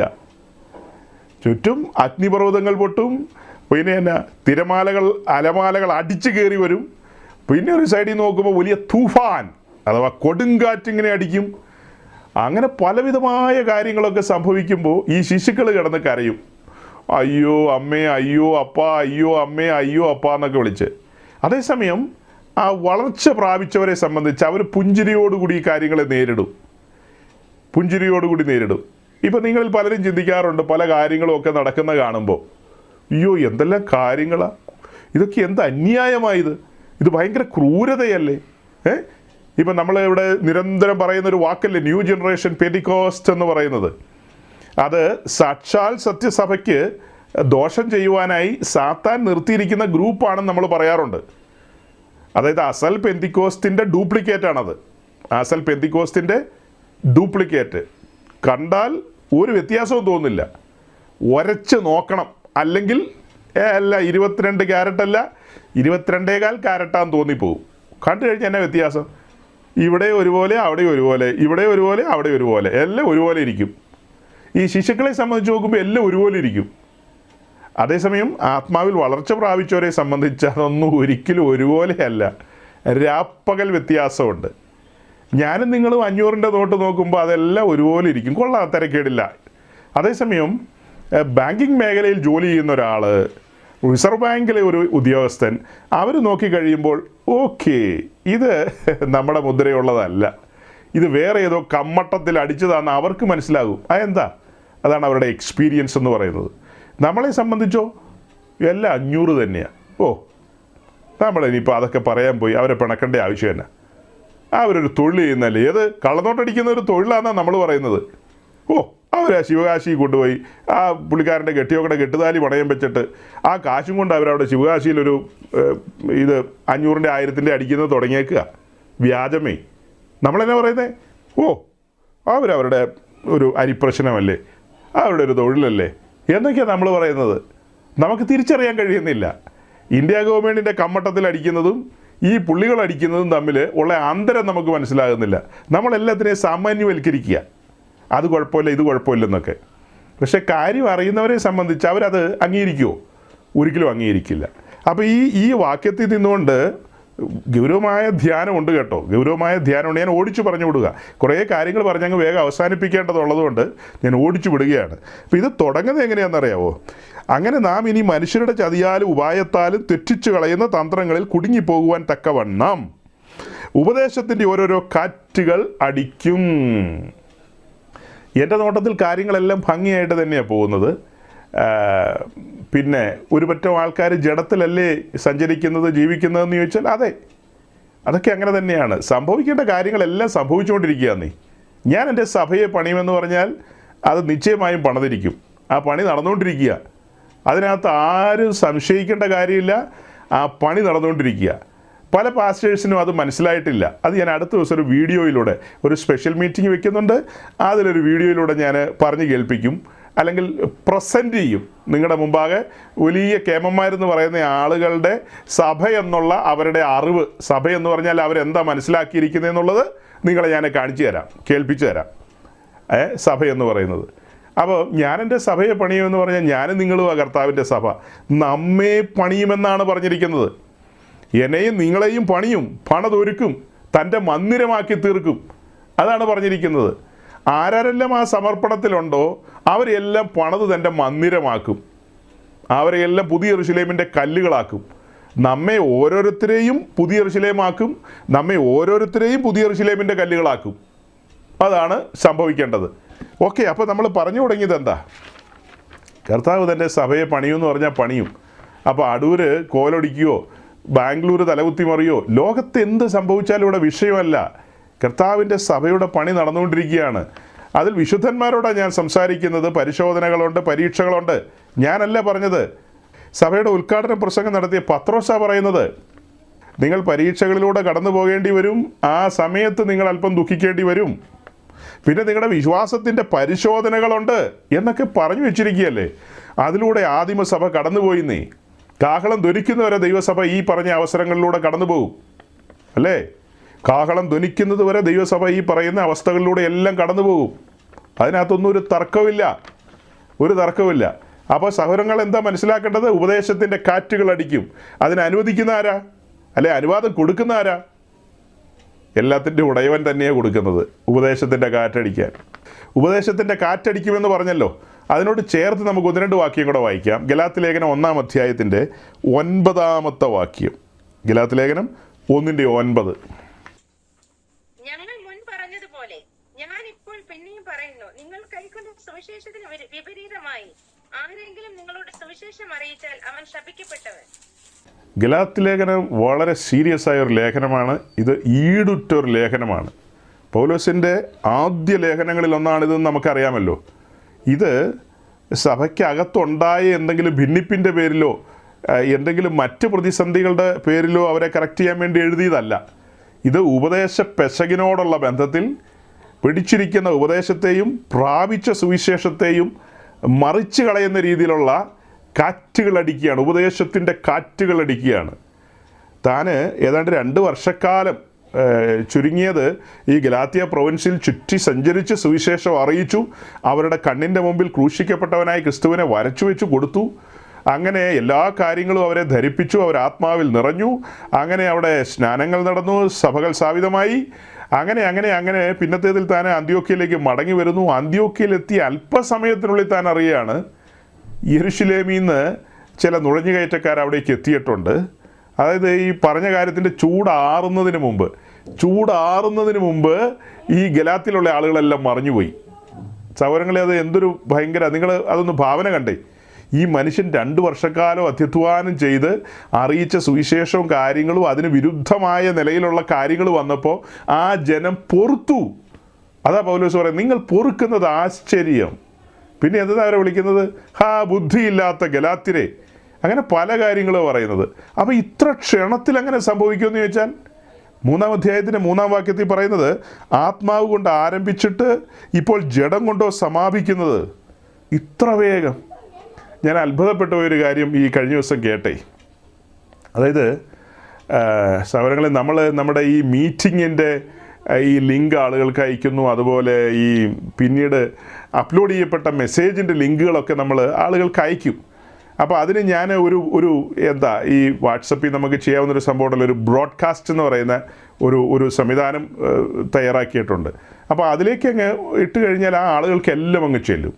ആ ബ്രോഡ്കാസ്റ്റ് അതിൽ ആഡ് ചെയ്യപ്പെട്ട ആളുകളെ ഒന്ന് ഞാൻ കറക്റ്റ് ചെയ്തായിരുന്നു. അതായത് മരിച്ചുപോയവരെയൊക്കെ വോട്ടേഴ്സ് ലിസ്റ്റിൽ നിന്ന് നീക്കം ചെയ്യുമല്ലോ. ജീവിച്ചിരിക്കുന്നവരാണെന്നുള്ളത് ടെസ്റ്റ് ചെയ്തതിന് ശേഷമാണല്ലോ, വോട്ടർ ഐ ഡി ഒക്കെ നോക്കിയതിന് ശേഷമാണല്ലോ വോട്ടേഴ്സ് ഐ ഡിയിൽ ഇടുന്നത്. അതുപോലെ നമ്മുടെ ഈ ബ്രോഡ്കാസ്റ്റിൽ നമ്മൾ നോക്കുമ്പോൾ ചില ആളുകളൊന്നും ലൈവ് അല്ല, വെറുതെ ആ പാവങ്ങളെ ചുരുക്കണ്ടല്ലോ. അവരെയൊക്കെ ഞാൻ മാറ്റിയിട്ട് പിന്നെ ബാക്കിയുള്ളവരെ വെച്ചിട്ടാണ് ഇതിങ്ങനെ അയക്കാറുള്ളത്. അപ്പോൾ ഇപ്പോൾ വീണ്ടും ഒന്നുകൂടെ ഒന്ന് റീഷഫിൾ ചെയ്യേണ്ട സമയം വന്നിരിക്കുകയാണ്. ജീവിച്ചിരിക്കുന്നവരുണ്ടോ, പ്രവാസത്തിൽ പോയവരുണ്ടോ, മൗനപഥത്തിലേക്ക് പോയവരുണ്ടോ എന്നൊക്കെ എനിക്കൊരു സംശയമുണ്ട്. ഞാനിങ്ങനെ ചുമ്മാ അയച്ചുകൊണ്ടിരുന്നിട്ട് കാര്യമില്ലല്ലോ.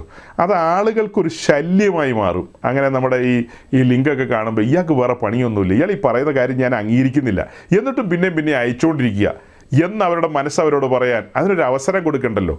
അപ്പോൾ അതിങ്ങനെ ഒന്ന് ഞാൻ തേടിക്കൊണ്ടിരിക്കുകയാണ്. ഇനി ആരെങ്കിലുമൊക്കെ ഈ കാര്യത്തിൽ തൽപരരല്ലെങ്കിൽ സഹോദരങ്ങളെ, ആരെങ്കിലുമൊക്കെ എന്നെ കേൾക്കുന്നവരുണ്ടെങ്കിൽ നിങ്ങൾ അങ്ങനെ തൽപരർ, അല്ലെങ്കിൽ ഒരു ചെറിയ ഇല്ലൻറ്റ് വേണ്ട, ഒരു പോസ്റ്റ് കാർഡിൽ ചെറുതായിട്ടൊന്ന് അറിയിച്ചാൽ മതി. ഇല്ലൻറ്റിന് 1 രൂപ കൊടുക്കണമായിരിക്കും, 50 പൈസയേ ഉള്ളൂ പോസ്റ്റ് കാർഡിന്. പഴയ കാർഡേ പോസ്റ്റ് കാർഡ്. ആ പോസ്റ്റ് കാർഡിൽ ഒന്ന് അറിയിക്കുക, പാസ്റ്ററെ ദൈവത്തെ ഓർത്ത് നിങ്ങളുടെ പ്രസംഗവും പരിപാടിയും അയക്കരുത്, നമുക്ക് ശല്യമാണ്, കേൾക്കാൻ താല്പര്യമില്ല എന്നൊരു വാക്ക് പറഞ്ഞു കഴിഞ്ഞാൽ ഗുഡ് ബൈ, നമ്മളപ്പം സലാം പറഞ്ഞു കളയും. ഇടക്കാലത്തൊരു സഹോദരി നമ്മുടെ മീറ്റിങ്ങിൽ വന്നു. ആ സഹോദരി വന്നിട്ട് പറഞ്ഞു, സഹോദരി ഇങ്ങനെ അങ്ങ് സങ്കടപ്പെടുക, എൻ്റെ ദൈവമേ, സജി പാസ്റ്റർ ഞാനൊരു 5 കൊല്ലം മുമ്പ് കാണേണ്ടതായിരുന്നു. ഏങ്ങലടിക്കുക കിടന്ന്. അപ്പോൾ ഏങ്ങലടിച്ച് ഇങ്ങനെ കരയുമ്പോൾ നിങ്ങളൊക്കെ കേട്ടോണ്ടിരിക്കുക. 5 കൊല്ലം മുമ്പ് കാണാതെ പോയത്, അതിവിടെ നമ്മൾ 5 കൊല്ലമല്ലോ 4 കൊല്ലം മുമ്പ് കാണേണ്ടതായിരുന്നു സജി പാസ്റ്ററെ. അപ്പം 4 കൊല്ലമായിട്ട് ഈ മീറ്റിംഗ് ഇങ്ങനെ നടക്കുകയാണോ? അതെ, ഞാൻ അന്നേ വരേണ്ടവളായിരുന്നു. പക്ഷെ ഞാനിങ്ങനെ കണ്ട തങ്കുവിൻ്റെ അവരുടെയൊക്കെ എൻ്റെ ഗുരു തങ്കുവാ. ഞാൻ അങ്ങനെയുള്ളവരുടെ ഒക്കെ കേട്ടു, ഇങ്ങനെ ആയിട്ട് എൻ്റെ ഇങ്ങനെ കൂമ്പ് വാടിപ്പോയിന്നോ, അങ്ങനെ എന്തോ പറയൂലോ, അങ്ങനെ പറയൂലേ, കൂമ്പ് കരിഞ്ഞു പോയിന്നോ, അങ്ങനെയൊക്കെ ആയിട്ട് എൻ്റെ ആയുസ് ഒരു പരുവത്തിലായിട്ട് ഇങ്ങനെ പോവുകയാണെന്ന് പറയുമ്പോൾ നമ്മളും കോരിത്തിരിച്ചു. എൻ്റെ ദൈവമേ, തങ്കുവിൻ്റെ കൂട്ടത്തിൽ നിന്ന് ആ ചങ്ങലകൾ എറിഞ്ഞു കളഞ്ഞുകൊണ്ടൊരു സഹോദരി വന്നല്ലോ എന്ന്. ഭയങ്കര ഗ്ലോറി, ഹല്ലേലൂയ, അങ്ങനെയൊക്കെ പറഞ്ഞു. നിങ്ങൾ ആരണ്ടൊക്കെ എന്തോ ഒച്ചത്തിൽ എന്തൊക്കെയോ പറഞ്ഞെന്ന് എനിക്ക് തോന്നുന്നത്. അങ്ങനെയൊക്കെ പറഞ്ഞു നമ്മളിങ്ങനെ മുന്നോട്ട് പോയി. പിന്നെ അവരെ ഇങ്ങനെ ജോലിയാണല്ലോ, ഡ്യൂട്ടിയൊക്കെ ഉള്ളതുകൊണ്ട് അങ്ങനെ വരാറൊന്നുമില്ലെങ്കിൽ പോലും ഞാൻ ഇവരെ എനിക്ക് പേഴ്സണലായിട്ട് ഇങ്ങനെ എഴുത്തൊക്കെ അയക്കുകയും പറയുകയൊക്കെ ചെയ്തുകൊണ്ട്, സഹോദരി വർഗമല്ലേ, നമ്മൾ അങ്ങനെ അവരെ തള്ളിക്കളയാൻ പാടില്ലല്ലോ. അവരെ ഒന്നാമത് ബലഹീനെന്നൊക്കെ എഴുതി വെച്ചിരിക്കുന്നത്. ഇത് അറിഞ്ഞുകൊണ്ട് തള്ളുന്നതും ശരിയല്ലല്ലോ, മര്യാദയല്ല അത് കഠിനഹൃദയന്മാർക്കേ പറ്റുള്ളൂ. അപ്പോൾ എനിക്ക് അത്ര കഠിനഹൃദയം ഇല്ലാത്തതുകൊണ്ട്, ഞാൻ തള്ളാൻ പറ്റാത്തതുകൊണ്ട് ഞാനിങ്ങനെ ഈ മെസ്സേജൊക്കെ അയച്ചുകൊണ്ടിരുന്നു. ഈ കഴിഞ്ഞ ദിവസം കൊണ്ടേ അറിയുന്നു, അവർ വേറൊരാളോട് പറഞ്ഞു എനിക്ക് അങ്ങയുടെ പ്രസംഗം കേൾക്കുന്നേ ഇഷ്ടമല്ലെന്ന്. കാരണം എന്നാ, പുള്ളിക്കാരൻ ചുമ്മാ ഇരുന്ന് കുറ്റം പറയും. ഞാൻ ഏറ്റവും കൂടുതൽ കേൾക്കുന്നത് നമ്മുടെ റാന്നിയിലുള്ള പ്രിൻസ് പാസ്റ്ററുടെയാണ്. അദ്ദേഹം കരയുന്ന പോലെ ആര് കരയുമെന്നാണ് ചോദിക്കുന്നത്. ഈ പുള്ളിക്ക് ഒരു തുള്ളി കണ്ണുനീരില്ല. ആ പാസ്റ്റർ എപ്പോഴും കരയുന്ന പാസ്റ്ററാണ്. എനിക്ക് കരയുന്ന പാസ്റ്ററെയാണ് ഇഷ്ടം. അപ്പം ഇങ്ങനെ ആദ്യമൊക്കെ പറഞ്ഞപ്പോൾ എനിക്കൊരു താല്പര്യം തോന്നി.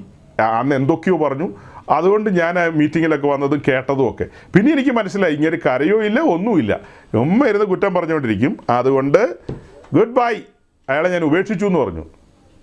അത് നമ്മൾ അറിഞ്ഞത് വൈകിപ്പോയി.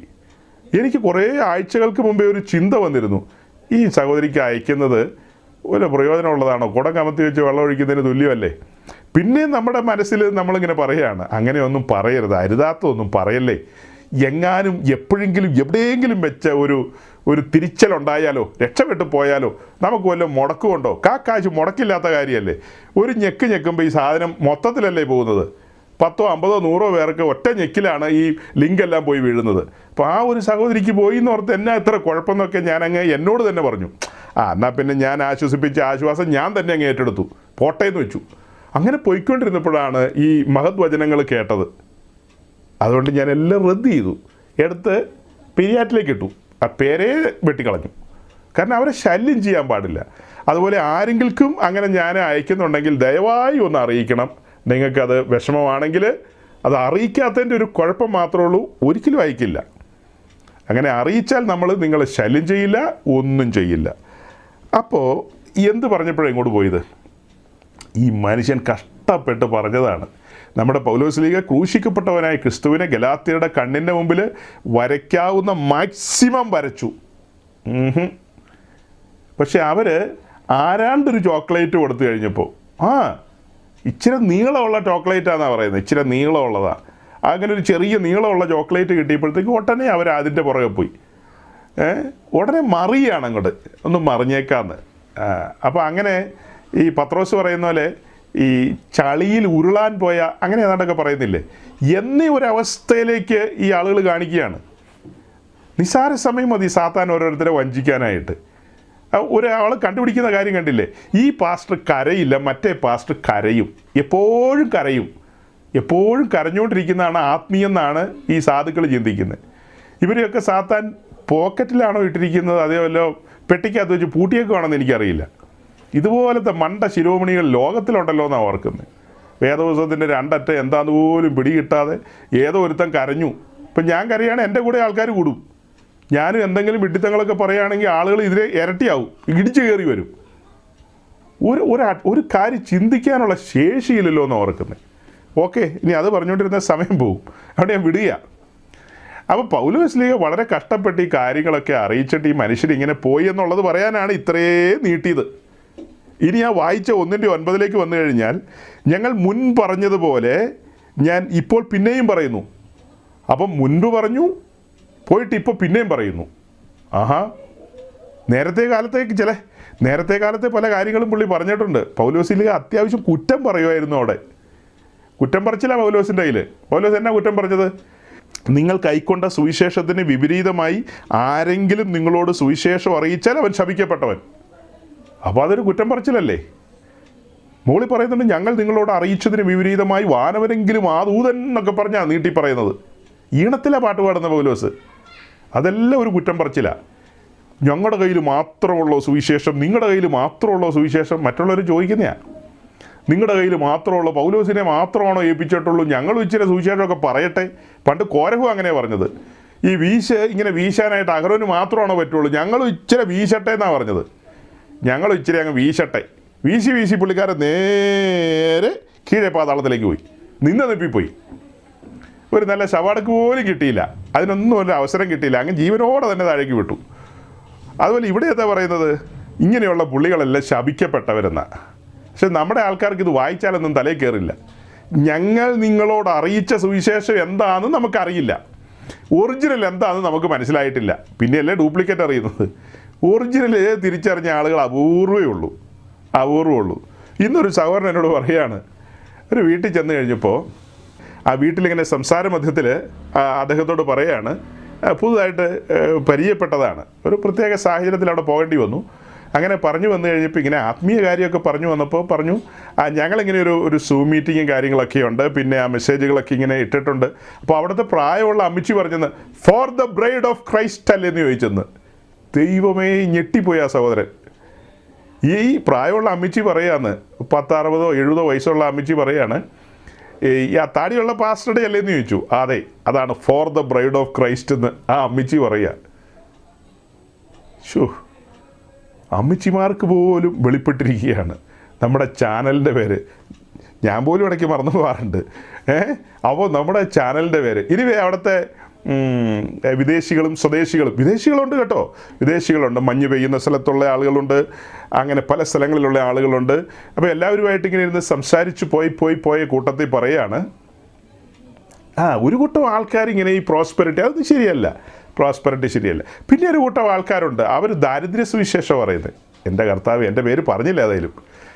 ചില ആൾക്കാർ ദാരിദ്ര്യ സുവിശേഷം പറയുന്നത്. നമ്മൾ അതിൻ്റെ ഒരു മിഡിൽ നിൽക്കണം. ഇവിടെ ഈ ജപ്പാൻ്റെ ഇപ്പോൾ ഒരു ദ്വീപുണ്ട്, മിഡ്വേ എന്ന് പറയും. അമേരിക്കയുടെ ഒരു ദ്വീപാണത് മിഡ്വേ. അവരുടെ ഒരു വലിയ വ്യോമ താവളമാണത്. മിഡ്വേ എന്ന് പറഞ്ഞ പോലെ ഒരു മിഡ്വേയിൽ നിൽക്കണം നമ്മൾ. മിഡ്വേ നടുക്ക് നിൽക്കണം. അതിന് വേറൊരു ഭാഷ പറയും ന്യൂട്രൽ എന്ന് പറയും. ന്യൂട്രൽ.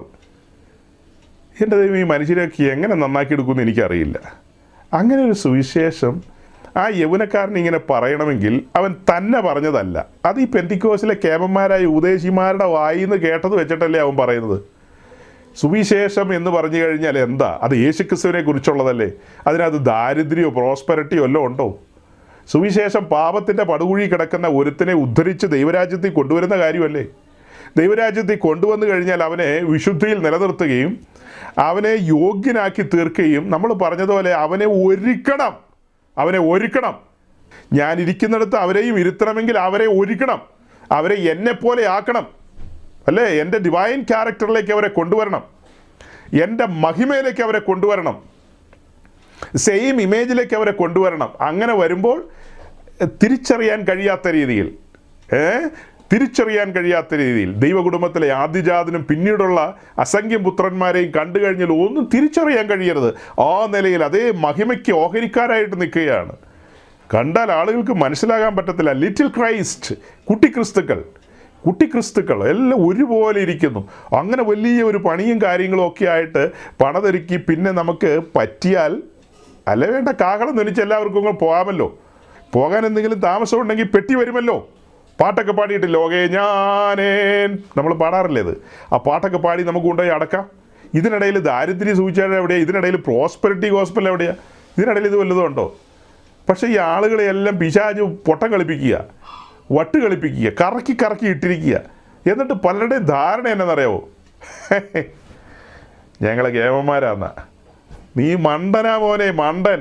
നീ സീനിയർ ആയാലും കൊള്ളാം, ജൂനിയർ ആണെങ്കിലും കൊള്ളാം, നിന്നെ മണ്ടൻ എന്നല്ലാതെ എന്തെന്ന് വിളിക്കാം. സാമാന്യ ബുദ്ധിയുള്ളവരത്തിന് പറയാൻ കഴിയും ഇങ്ങനത്തെ കാര്യമൊക്കെ. സുവിശേഷം എന്ന് പറയുന്നത് എന്താണെന്ന് തിരിച്ചറിഞ്ഞോണം. ഓക്കെ, അപ്പം ഞങ്ങൾ നിങ്ങളോട് അറിയിച്ച സുവിശേഷത്തിന് വിരുദ്ധമായ സുവിശേഷം അറിയിക്കുന്നവർ ശപിക്കപ്പെട്ടവരെന്നാണ് അവിടെ പൗലോസ്ലീഹ പറയുന്നത്. ശപിക്കപ്പെട്ടവർ. അപ്പോൾ അത്തരം സുവിശേഷങ്ങൾ വരുമ്പോൾ ഈ ശിശുക്കൾ മറിഞ്ഞു പോകും, അവരതിനെ സാമാന്യവൽക്കരിക്കും. അങ്ങനെ സുവിശേഷം അറിയിക്കുന്ന ശപിക്കപ്പെട്ടവരെ കുറിച്ച് നമ്മുടെ ശിശുക്കൾ എന്താ പറയുന്നതെന്ന് അറിയാവോ? അരിപ്രശ്നമല്ലേന്ന്. എൻ്റെ കർത്താവ്, ശിശുക്കൾ എന്നാ പറയുന്നത്? അവരുടെ അരിപ്രശ്നമല്ലേ, അവരുടെ യജമാനൻ അത് നോക്കിക്കൊള്ളും, നിങ്ങൾ അതിലൊക്കെ തലയിടാൻ പോകുന്നത് എന്തിനാ? ശപിക്കപ്പെട്ട സുവിശേഷം പറയുന്ന ഒരുവനെ നമ്മൾ ആത്മാവിൽ തിരിച്ചറിയുക. എന്നിട്ട് പറയുകയാണ്, ഇത് നമ്മുടെ പൂർവന്മാരായ അപ്പോസ്തലന്മാർ നമ്മെ അറിയിച്ച സുവിശേഷമല്ല, ഇത് വ്യാജ സുവിശേഷമാണ്, ഇത് നിർമ്മല സുവിശേഷമല്ല എന്ന് പറയുമ്പോൾ ആളുകൾ പറയുന്നത് എന്നാണെന്നറിയാവോ? നമ്മൾ എന്തിനാ വിധിക്കാൻ പോകുന്നതെന്ന്. അത് കേൾക്കുമ്പോൾ മാറത്തടിച്ച് തലതെല്ലാം തോന്നാറുണ്ട്. ഈ ശിശുക്കളിരുന്ന് പറയുന്നത് കേൾക്കുമ്പോഴേ നമ്മൾ എന്തിനാ വിധിക്കാൻ പോകുന്നതെന്ന്. അവസരം കിട്ടിയാൽ എഫേസ്യ സഭയെ നമ്മുടെ ഇന്നത്തെ പെന്തിക്കോസുകാർ കൈകാര്യം ചെയ്യും. കാരണം എന്നാ, അവരുടെ ഇടയിൽ വന്ന കള്ളയപ്പോസ്തലന്മാരെ അവർ തിരിച്ചറിഞ്ഞിട്ട് അവരെ കള്ളയപ്പോസ്തലന്മാരെന്ന നിലയിൽ മുദ്ര കുത്തി പുറത്താക്കി, അല്ലേ? അവരെ കയ്യോടെ പിടിച്ചു, അവരെ പുറത്താക്കി. നമ്മളെന്നാ പറയുന്നത്? അവരും ജീവിച്ചു പോട്ടെ എന്ന്. അതാണോ എഫേസ്യ സഭയുടെ രീതി? ഞാൻ പറഞ്ഞത് വെളിപ്പാട് ദിവസം 2-ാം അധ്യായം വെച്ചിട്ടാണ് പറഞ്ഞത്, ആ കാലഘട്ടത്തെ വെച്ചിട്ടാണ് പറഞ്ഞത്. അപ്പോൾ എന്താ നമ്മൾ പറഞ്ഞു വരുന്നത്? ഉപദേശത്തിൻ്റെ കാറ്റുകൾ അടിക്കും. ആ കാറ്റുകൾ അടിക്കുമ്പോൾ അതിനെ തരണം ചെയ്യണമെങ്കിൽ, പിടിച്ചു നിൽക്കണമെങ്കിൽ നമ്മൾ ആത്മാവിൽ വളരണം. അടുത്തൊരു കാര്യം കൂടെ പറയാനുള്ളത്, അല്പം മുമ്പ് ഞാൻ പറഞ്ഞില്ലേ ഒരു സഹോദരിയുടെ കാര്യം. ആ സഹോദരി കരച്ചിലിന് മാത്രമല്ല വീണത്, പിന്നെ എന്തിൽ വീണു എന്ന് ചോദിച്ചു കഴിഞ്ഞാൽ അതിനൊരു വാക്യം വായിക്കാം. ലേവ്യ പുസ്തകം 2-ാം അധ്യായം 11-ാം വാക്യം. Leviticus chapter 2 verse 11. മുന്നമേ വായിച്ചിട്ടുള്ളതാണ്, പക്ഷേ പുതുതായി കേൾക്കുന്ന ആളുകൾക്ക് വേണ്ടി ഞങ്ങൾ റിപ്പീറ്റ് ചെയ്യുകയാണ് ഈ കാര്യം. നമ്മുടെ സഹോദരങ്ങളെല്ലാം ഈ കാര്യങ്ങളിൽ നല്ല ബോധ്യമുള്ളവരാണ്. ലേവ്യ പുസ്തകം 2-ാം അധ്യായം 11-ാം വാക്യം. ലേവ്യ പുസ്തകം 2-ാം അധ്യായത്തിൻ്റെ പ്രത്യേകത എന്താ? 1-ാം അധ്യായം ഹോമയാഗത്തെക്കുറിച്ച് പ്രതിപാദിക്കുന്ന അധ്യായം. 2-ാം അധ്യായം എന്ന് പറയുന്നത് ഭോജനയാഗത്തെക്കുറിച്ച്, അഥവാ ഗ്രെയിൻ ഓഫറിങ് അല്ലെ മീൽ ഓഫറിങ്, ഗിഫ്റ്റ് ഓഫറിങ് എന്നൊക്കെ പറയുന്ന ഭോജനയാഗം, അതിൻ്റെ വിശദീകരണമാണ് 2-ാം അധ്യായം. ലേവ്യ പുസ്തകം 2-ന്റെ 11 വായിച്ചാൽ നമ്മൾ എന്താ കണ്ടത്? നിങ്ങൾ യഹോവയ്ക്ക് കഴിക്കുന്ന യാതൊരു ഭോജനയാഗവും പുളിപ്പുള്ളതായി ഉണ്ടാക്കരുത്, പുളിച്ചതൊന്നും യാതൊരു വക തേനും യഹോവയ്ക്ക് ദഹനയാഗമായി അർപ്പിക്കരുത്. ഭോജനയാഗം അർപ്പിക്കുമ്പോൾ അത് ദഹനയാഗമായി അർപ്പിക്കുകയാണെങ്കിൽ അതിനകത്ത് തേൻ ചേർക്കരുത്, അത് പുളിച്ചതാകരുത്. 2 കാര്യമാണ് പറയുന്നത്. 1, അത് പുളിച്ചതാകരുത്. 2, അതിൽ തേൻ ചേർക്കരുത്. പഴയ നിയമത്തിൽ നമ്മൾ പുളിപ്പെന്ന് കാണുന്ന കാര്യങ്ങൾ ഒത്തിരിയുണ്ട്. അത് പുതിയ നിയമത്തിലേക്ക് വരുമ്പോൾ ഉപദേശ പെശകിനെയാണ് കാണിക്കുന്നത്, ഹെരസിയാണ് കാണിക്കുന്നത്, ഉപദേശ പെശകളെയാണ് കാണിക്കുന്നത്. പാപത്തെക്കുറിച്ച് പറയുമ്പോഴും ഈ പുളിപ്പ് ചില സന്ദർഭത്തിൽ നമ്മൾ എടുക്കും. എന്നാൽ കോമൺ ആയിട്ട് പറഞ്ഞു കഴിഞ്ഞാൽ കർത്താവ് കുറേ പുളിപ്പുകളെക്കുറിച്ച് പറയുന്നുണ്ടല്ലോ. ഹെരോദ്യരുടെ പുളിപ്പ്, സദൂക്യരുടെ പുളിപ്പ്, പരീശന്മാരുടെ പുളിപ്പ്, ഇങ്ങനെ കുറേ പുളിപ്പുകളെക്കുറിച്ച് കർത്താവ് പറയുന്നുണ്ട്. അതിൻ്റെ വിശദീകരണങ്ങളൊക്കെയുണ്ട്. ഓക്കെ, അതിനോടുകൂടെ നിങ്ങൾ തേൻ ചേർക്കരുതെന്നാണ് പറയുന്നത്. ഭോജനയാഗം ഒരു ദഹനയാഗം എന്ന നിലയിൽ അർപ്പിക്കുമ്പോൾ അതിനോടുകൂടെ തേൻ ചേർക്കരുത്. നമ്മൾ ഈ കാര്യം പുതിയ നിയമത്തിലേക്ക് വരുമ്പോൾ എങ്ങനെയാണ് വായിക്കുന്നത്? അതിന് 1-2 വാക്യം കൂടെ വായിക്കാം. റോമലേഖനം 16-ാം അധ്യായത്തിൻ്റെ 18-ാമത്തെ വാക്യം ഒന്ന് വായിക്കാം. റോമലേഖനം 16-ാമത്തെ അധ്യായം അതിൻ്റെ 18-ാമത്തെ വാക്യം. അങ്ങനെയുള്ളവർ നമ്മുടെ കർത്താവായ ക്രിസ്തുവിനെയല്ല തങ്ങളുടെ വയറ്റിനെ അത്ര സേവിക്കുകയും ചക്രവാക്കം മുഖസ്തുതിയും പറഞ്ഞ് സാധുക്കളിൽ ഹൃദയങ്ങളെ വഞ്ചിച്ചു കളയുകയും ചെയ്യുന്നു.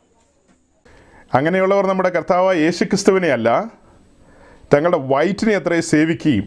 ഇതേ കാര്യം തന്നെയാണ് നമ്മൾ ഫിലിപ്പി ലേഖനം 3-ന്റെ 18-ഉം 19-ലും വായിച്ചിരിക്കുന്നത്. ക്രൂശിൻ്റെ ശത്രുക്കൾ എന്നുള്ള നമ്മുടെ ടോപ്പിക്കിൻ്റെ പ്രധാനപ്പെട്ട കുറിവാക്യമാണത്. ഞാൻ പലപ്പോഴും നിങ്ങളോട് പറഞ്ഞതുപോലെ അവർ ക്രൂശിൻ്റെ ശത്രുക്കളായി നടക്കുന്നു. അവരുടെ ദൈവം വയറത്രേ, അവർ ഉയരത്തിലുള്ളതല്ല ഭൂമിയിലുള്ളത് അത്രേ അന്വേഷിക്കുന്നു, അവരുടെ നാശം അടുത്തിരിക്കുന്നു. അങ്ങനെ അവിടെ പറയുന്നത്. അപ്പോൾ അത്തരം കരച്ചിലുകാരെയും പിന്നെ ഈ പതപ്പിക്കുന്നവരെയും പിന്നെ ഈ തേൻ പുരട്ടുന്നവരെയും കുറിച്ച് എന്തെന്നാ വായിക്കുന്നത്? അവരുടെ നാശം അടുത്തിരിക്കുന്നു എന്നാണ് അവിടെ വായിക്കുന്നത്. ഇവിടെ എന്താ പറഞ്ഞത്? തങ്ങളുടെ വയറ്റിനെ അത്രയും സേവിക്കുകയും ചക്കരവാക്കും മുഖസ്തുതിയും പറഞ്ഞ് സാധുക്കളുടെ ഹൃദയങ്ങളെ വഞ്ചിച്ചു കളയുകയും ചെയ്യുന്നു. ഇവിടെ പറയുന്ന സാധുക്കൾ എന്ന് പറയുന്നത് നമ്മൾ കണ്ട ശിശുക്കളുടെ കാര്യമാണ്. അല്ലാത്തവരെ വഞ്ചിക്കാൻ പറ്റുമോ? അല്ലാത്തവരെ എളുപ്പമല്ല വഞ്ചിക്കുക എന്ന് പറയുന്നത്. അത് അങ്ങനെയൊന്നും എളുപ്പമായിട്ട് അവരെ വഞ്ചിക്കാൻ പറ്റില്ല. കാള വാല് വെക്കുന്ന കാണുമ്പോൾ അവർക്ക് മനസ്സിലാവും. ശിശുക്കളെ സംബന്ധിച്ച് അവർ കരച്ചിലിന്, തേന്, ചക്കരവാക്ക്, മുഖസ്തുതി എന്ന് വെച്ചാൽ ഇതാണ്.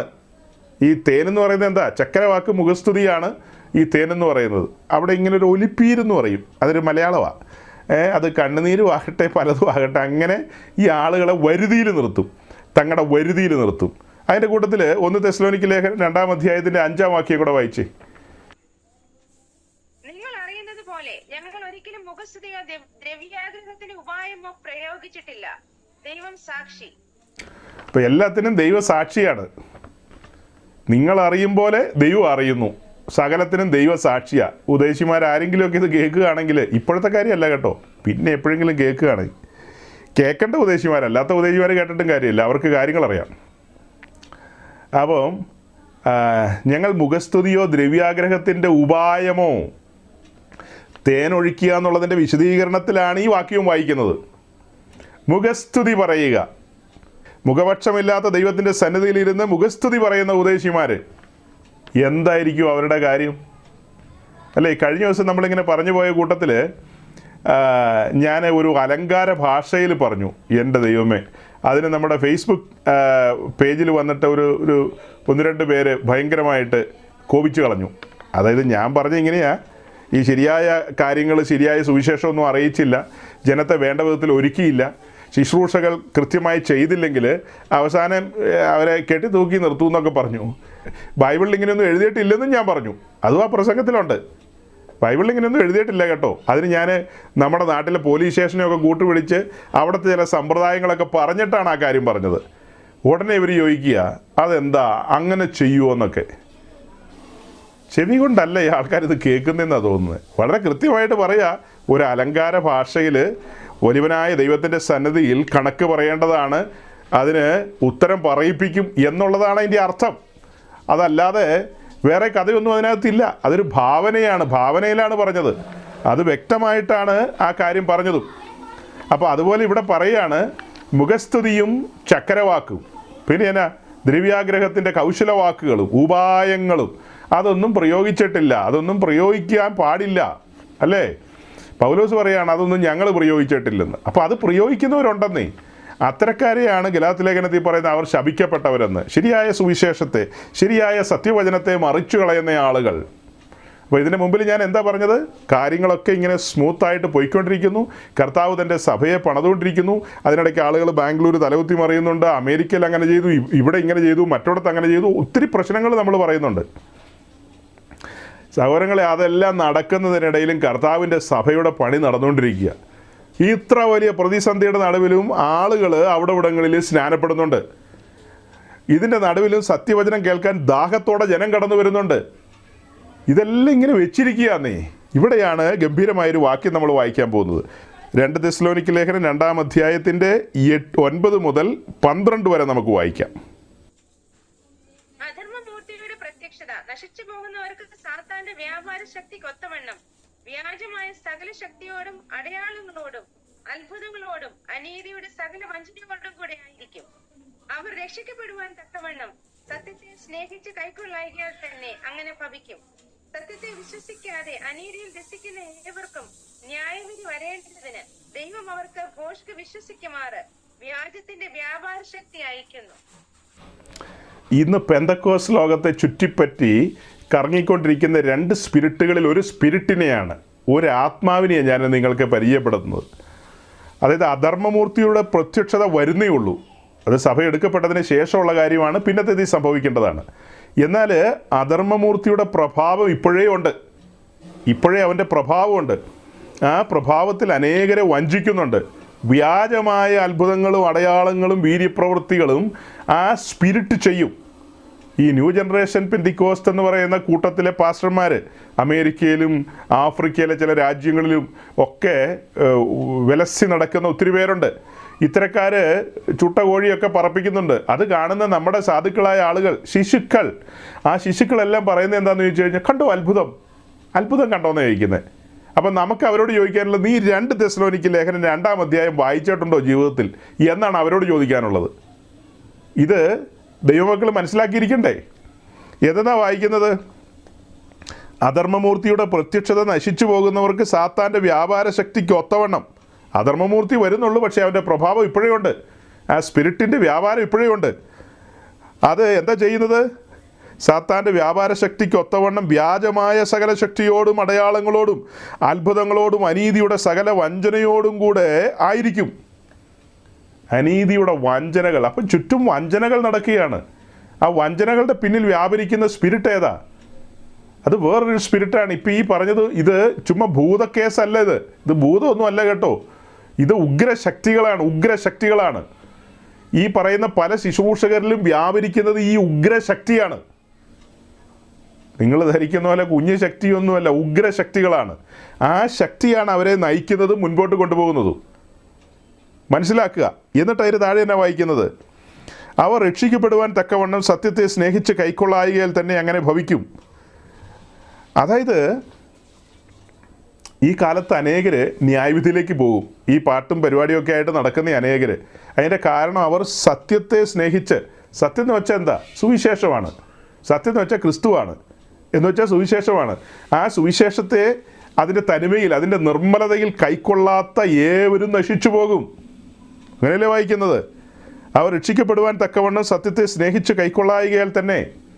റോമാലേഖനം 6-ാം അധ്യായത്തിൻ്റെ 17-18 വാക്യമാണെന്ന് എൻ്റെ തോന്നൽ. റോമാലേഖനം 6-ന്റെ 17-18 ആണോ അത് 21-ാം വാക്യമാണോ? അവിടെയുണ്ടത്. ഉപദേശരൂപത്തെ ഹൃദയപൂർവ്വം കൈക്കൊള്ളുക അഥവാ സ്വീകരിക്കുക. അത് കഴിഞ്ഞിട്ട് 11-ാം വാക്യത്തിലേക്ക് വരുമ്പോൾ എന്താ? സത്യത്തെ വിശ്വസിക്കാതെ അനീതിയിൽ രസിക്കുന്ന ഏവർക്കും ന്യായവിധി വരേണ്ടതിന് ദൈവം അവർക്ക് ഭോഷ്ക് വിശ്വസിക്കുമാറ് വ്യാജത്തിൻ്റെ വ്യാപാര ശക്തി അയക്കുന്നു. നോക്കണം, ഇത് അയക്കുന്ന ആരാ? നമ്മൾ പറയുന്ന സാക്ഷാൽ സത്യേക ദൈവം. വ്യാജത്തിൻ്റെ വ്യാപാര ശക്തിയെ ദൈവം അയക്കുന്നു. ഭോഷ്ക് വിശ്വസിക്കുമാറ് തങ്കു മുതലായ ആളുകളെയൊക്കെ നിർത്തിയിരിക്കുകയാണ്.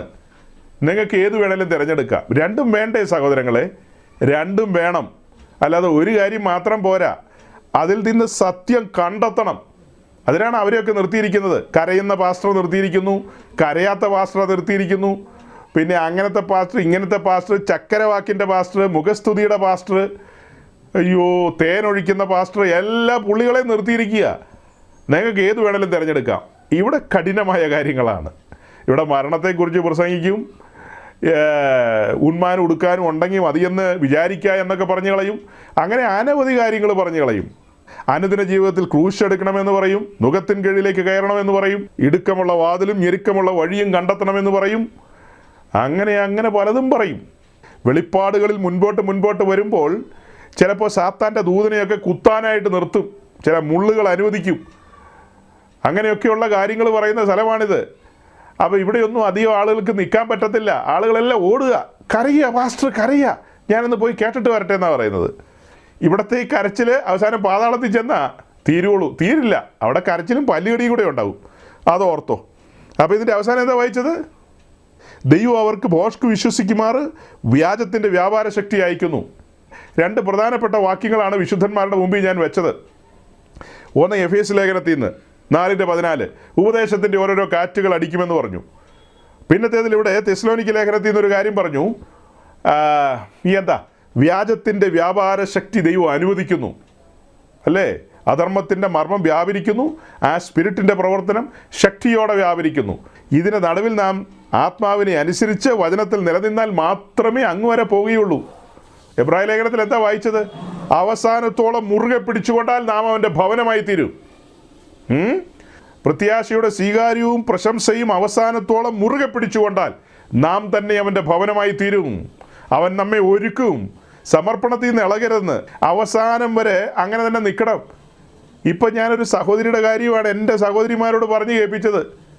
ആ സഹോദരിക്ക് സ്വയം തോന്നി താൻ എന്തോ കേമിയാന്ന്, എന്തോ വലിയ പുള്ളിയാന്ന്. തനിക്ക് നെല്ലും പതിരും തിരിക്കാൻ കഴിയും, കണ്ണുനീര് കണ്ടാൽ തിരിച്ചറിയാൻ കഴിയുമെന്നൊക്കെ. പോയി ഈ തല വെച്ച് കൊടുത്തിരിക്കുന്നത് എവിടെയാ? പാതാളത്തിലേക്കാ. അതേസമയം നമുക്കെന്താ ഇന്ന് വെളിപ്പെട്ടത്? പ്രത്യാശയുടെ സ്വീകാര്യവും പ്രശംസയും നാം അവസാനത്തോളം മുറുകെ പിടിക്കണം. അങ്ങനെ മുറുകെ പിടിച്ചുകൊണ്ടാൽ നാം തന്നെ അവൻ്റെ ഭവനമായി തീരുകയാണ്. എന്തൊരു ഭാഗ്യകരമായ കാര്യങ്ങളാണ് നമ്മൾ കേൾക്കുന്നത്. പക്ഷെ ആ സാധുക്കൾക്ക് അതൊന്നും തിരിച്ചറിയാൻ കഴിയുന്നില്ല. നമ്മുടെ ജീവിതത്തിലെ കഷ്ടങ്ങളൊക്കെ താൽക്കാലികമാണ്, നൊടി നേരത്തേക്കേ ഉള്ളൂ. പിന്നീട് നാം തേജസ്സിൻ്റെ നിത്യ ഖനമെടുക്കാൻ പോവുകയല്ലേ. അതുകൊണ്ടല്ലേ സന്തോഷത്തോടെ കേട്ടിരിക്കുന്നത്, അതുകൊണ്ടല്ലേ ഞാനും സന്തോഷത്തോടെ നിങ്ങളെ ശുശ്രൂഷിക്കുന്നത്. അപ്പോൾ നമ്മളിന്ന് ഉൾപ്പെട്ട് നിൽക്കുന്ന ഈ സമൂഹം, ഇതൊരു വലിയ സമൂഹമല്ലേ, വേർപെട്ടവരുടെ സമൂഹം. അതിന് നടുവിൽ വ്യാപരിക്കുന്നൊരു പ്രധാനപ്പെട്ട സ്പിരിറ്റിൻ്റെ കാര്യമാണ് പറഞ്ഞത്. അപ്പോൾ അത്ഭുതം അടയാളമൊക്കെ അപ്പോൾ അങ്ങനെ നടക്കില്ലേ, പരിശുദ്ധാത്മാവിൽ നടക്കില്ലേ എന്ന് ചോദിച്ചു കഴിഞ്ഞാൽ, പരിശുദ്ധാത്മാവിൽ അത്ഭുതം അടയാളമൊക്കെ നടന്നു കഴിഞ്ഞാൽ അതൊന്നും വീഡിയോ എടുത്ത് നാട്ടുകാരെ കാണിക്കില്ല. ഇനി അഥവാ വീഡിയോ എടുത്തിട്ടുണ്ടെങ്കിലും അതല്ലോ സേഫ് ലോക്കറിൽ കയറ്റി വെക്കുകയുള്ളൂ, നാട്ടുകാരെ കാണിക്കാൻ വിടില്ല. ഇനി അത്ഭുതം അടയാളമൊക്കെ നടന്നു കഴിഞ്ഞിട്ട് പിന്നീട് ഈ ഉപദേശി വാതുറക്കുമല്ലോ. വാതുറക്കുമ്പോൾ ആ വിദ്വാൻ എന്തായിരിക്കും പറയേണ്ടത്? 1 വെച്ചാൽ 2 കിട്ടുമെന്നാണോ പറയേണ്ടത്? ഈ 1 വെച്ചാൽ 2 കിട്ടുമെന്ന് പറയുന്നവന്മാരാണ് ഈ അത്ഭുതം അടയാളമൊക്കെ കാട്ടിക്കൂട്ടുന്നത്. അത് പരിശുദ്ധാത്മാവിലല്ലെന്നാണ് ദൈവമക്കളോട് പറഞ്ഞു തരുന്നത്. അത് വേറെ ആത്മാവിലാണ്, വേറെ സ്പിരിറ്റിലാണ്. ആളുകളെ മറിച്ച് കളയുന്ന സ്പിരിറ്റുകളാണിതെല്ലാം. ഇനി ഒരു വാക്യം വായിക്കാം. 2 കൊരിന്ത്യർ ലേഖനം 11:4 വാക്യം നമുക്കറിയാവുന്ന കാര്യമാണ്.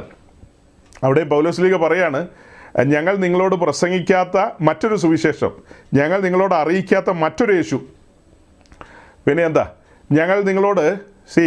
ഞങ്ങൾ നിങ്ങളോട് അറിയിക്കാത്ത വേറൊരു സുവിശേഷവും വേറൊരു ക്രിസ്തുവും വേറൊരു ആത്മാവിനെയും കിട്ടുമ്പോൾ നിങ്ങളത് സ്വീകരിക്കുകയും അതിൽ പൊറുക്കുകയും ചെയ്യുന്നത് ആശ്ചര്യമെന്നാണ് പൗലോസ് പറയുന്നത്.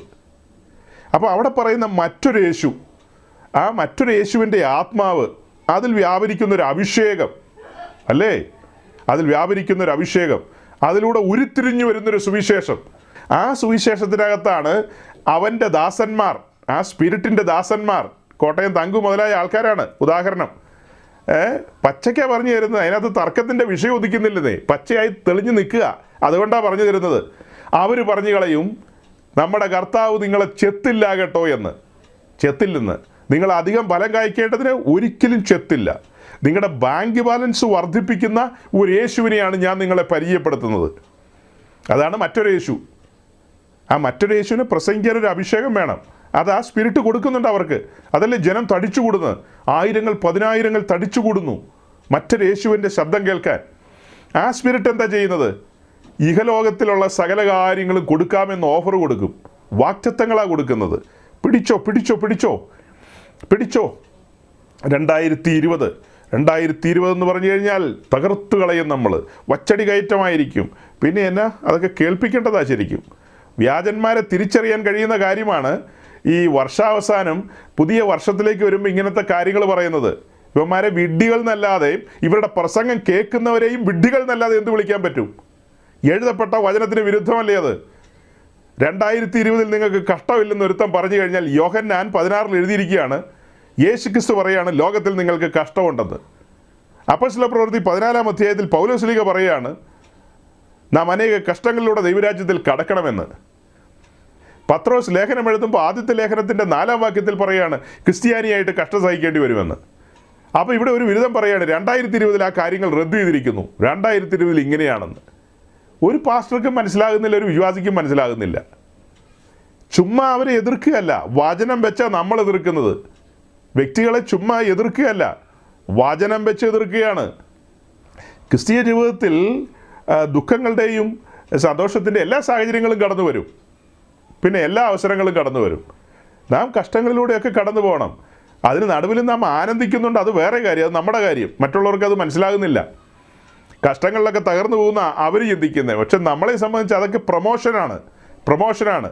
നമുക്ക് ചില നീലക്കല്ലുകളും ചില പത്മരാഗങ്ങളും പുഷ്യരാഗങ്ങളും ഒക്കെയാണ് ആ കഷ്ടങ്ങളുടെ നടുവിലൂടെ പോകുമ്പോൾ ലഭിക്കുന്നത്. പിന്നെ പുതിയ ഭൂമിയിൽ നമുക്ക് ഒരു നിക്ഷേപമല്ലേ അതൊക്കെ, നമുക്ക് നിക്ഷേപങ്ങളാണതെല്ലാം. അപ്പോൾ കഷ്ടങ്ങളിൽ നമ്മൾ പ്രശംസിക്കുന്ന അതുകൊണ്ടാണ്. ഉലകത്തിൽ കഷ്ടങ്ങളിൽ പ്രശംസിക്കുന്നത് വേർപെട്ട ദൈവമക്കൾ മാത്രമേ ഉള്ളൂ. ഏതെങ്കിലും ന്യൂ ജനറേഷൻ പെന്തിക്കോസുകാരൻ കഷ്ടങ്ങളിൽ പ്രശംസിക്കുമോ? അവനത് കേൾക്കുന്നത് തന്നെ ചതുർത്ഥിയാണ്. അപ്പോൾ പുതിയ വർഷത്തിൽ അങ്ങനെ ഇങ്ങനെയാന്നൊക്കെ പറഞ്ഞാൽ ഞാൻ അതിന് പിന്നീട് നല്ലൊരു വിശദീകരണം തരാം. ഇപ്പം സമയമില്ലാത്തതുകൊണ്ട് ഞാൻ അങ്ങ് വിട്ടുകളയാണ്. അപ്പോൾ ഞാൻ രണ്ടാമത്തെ സ്പിരിറ്റിനെ നിങ്ങളെ പരിചയപ്പെടുത്തുകയാണ്.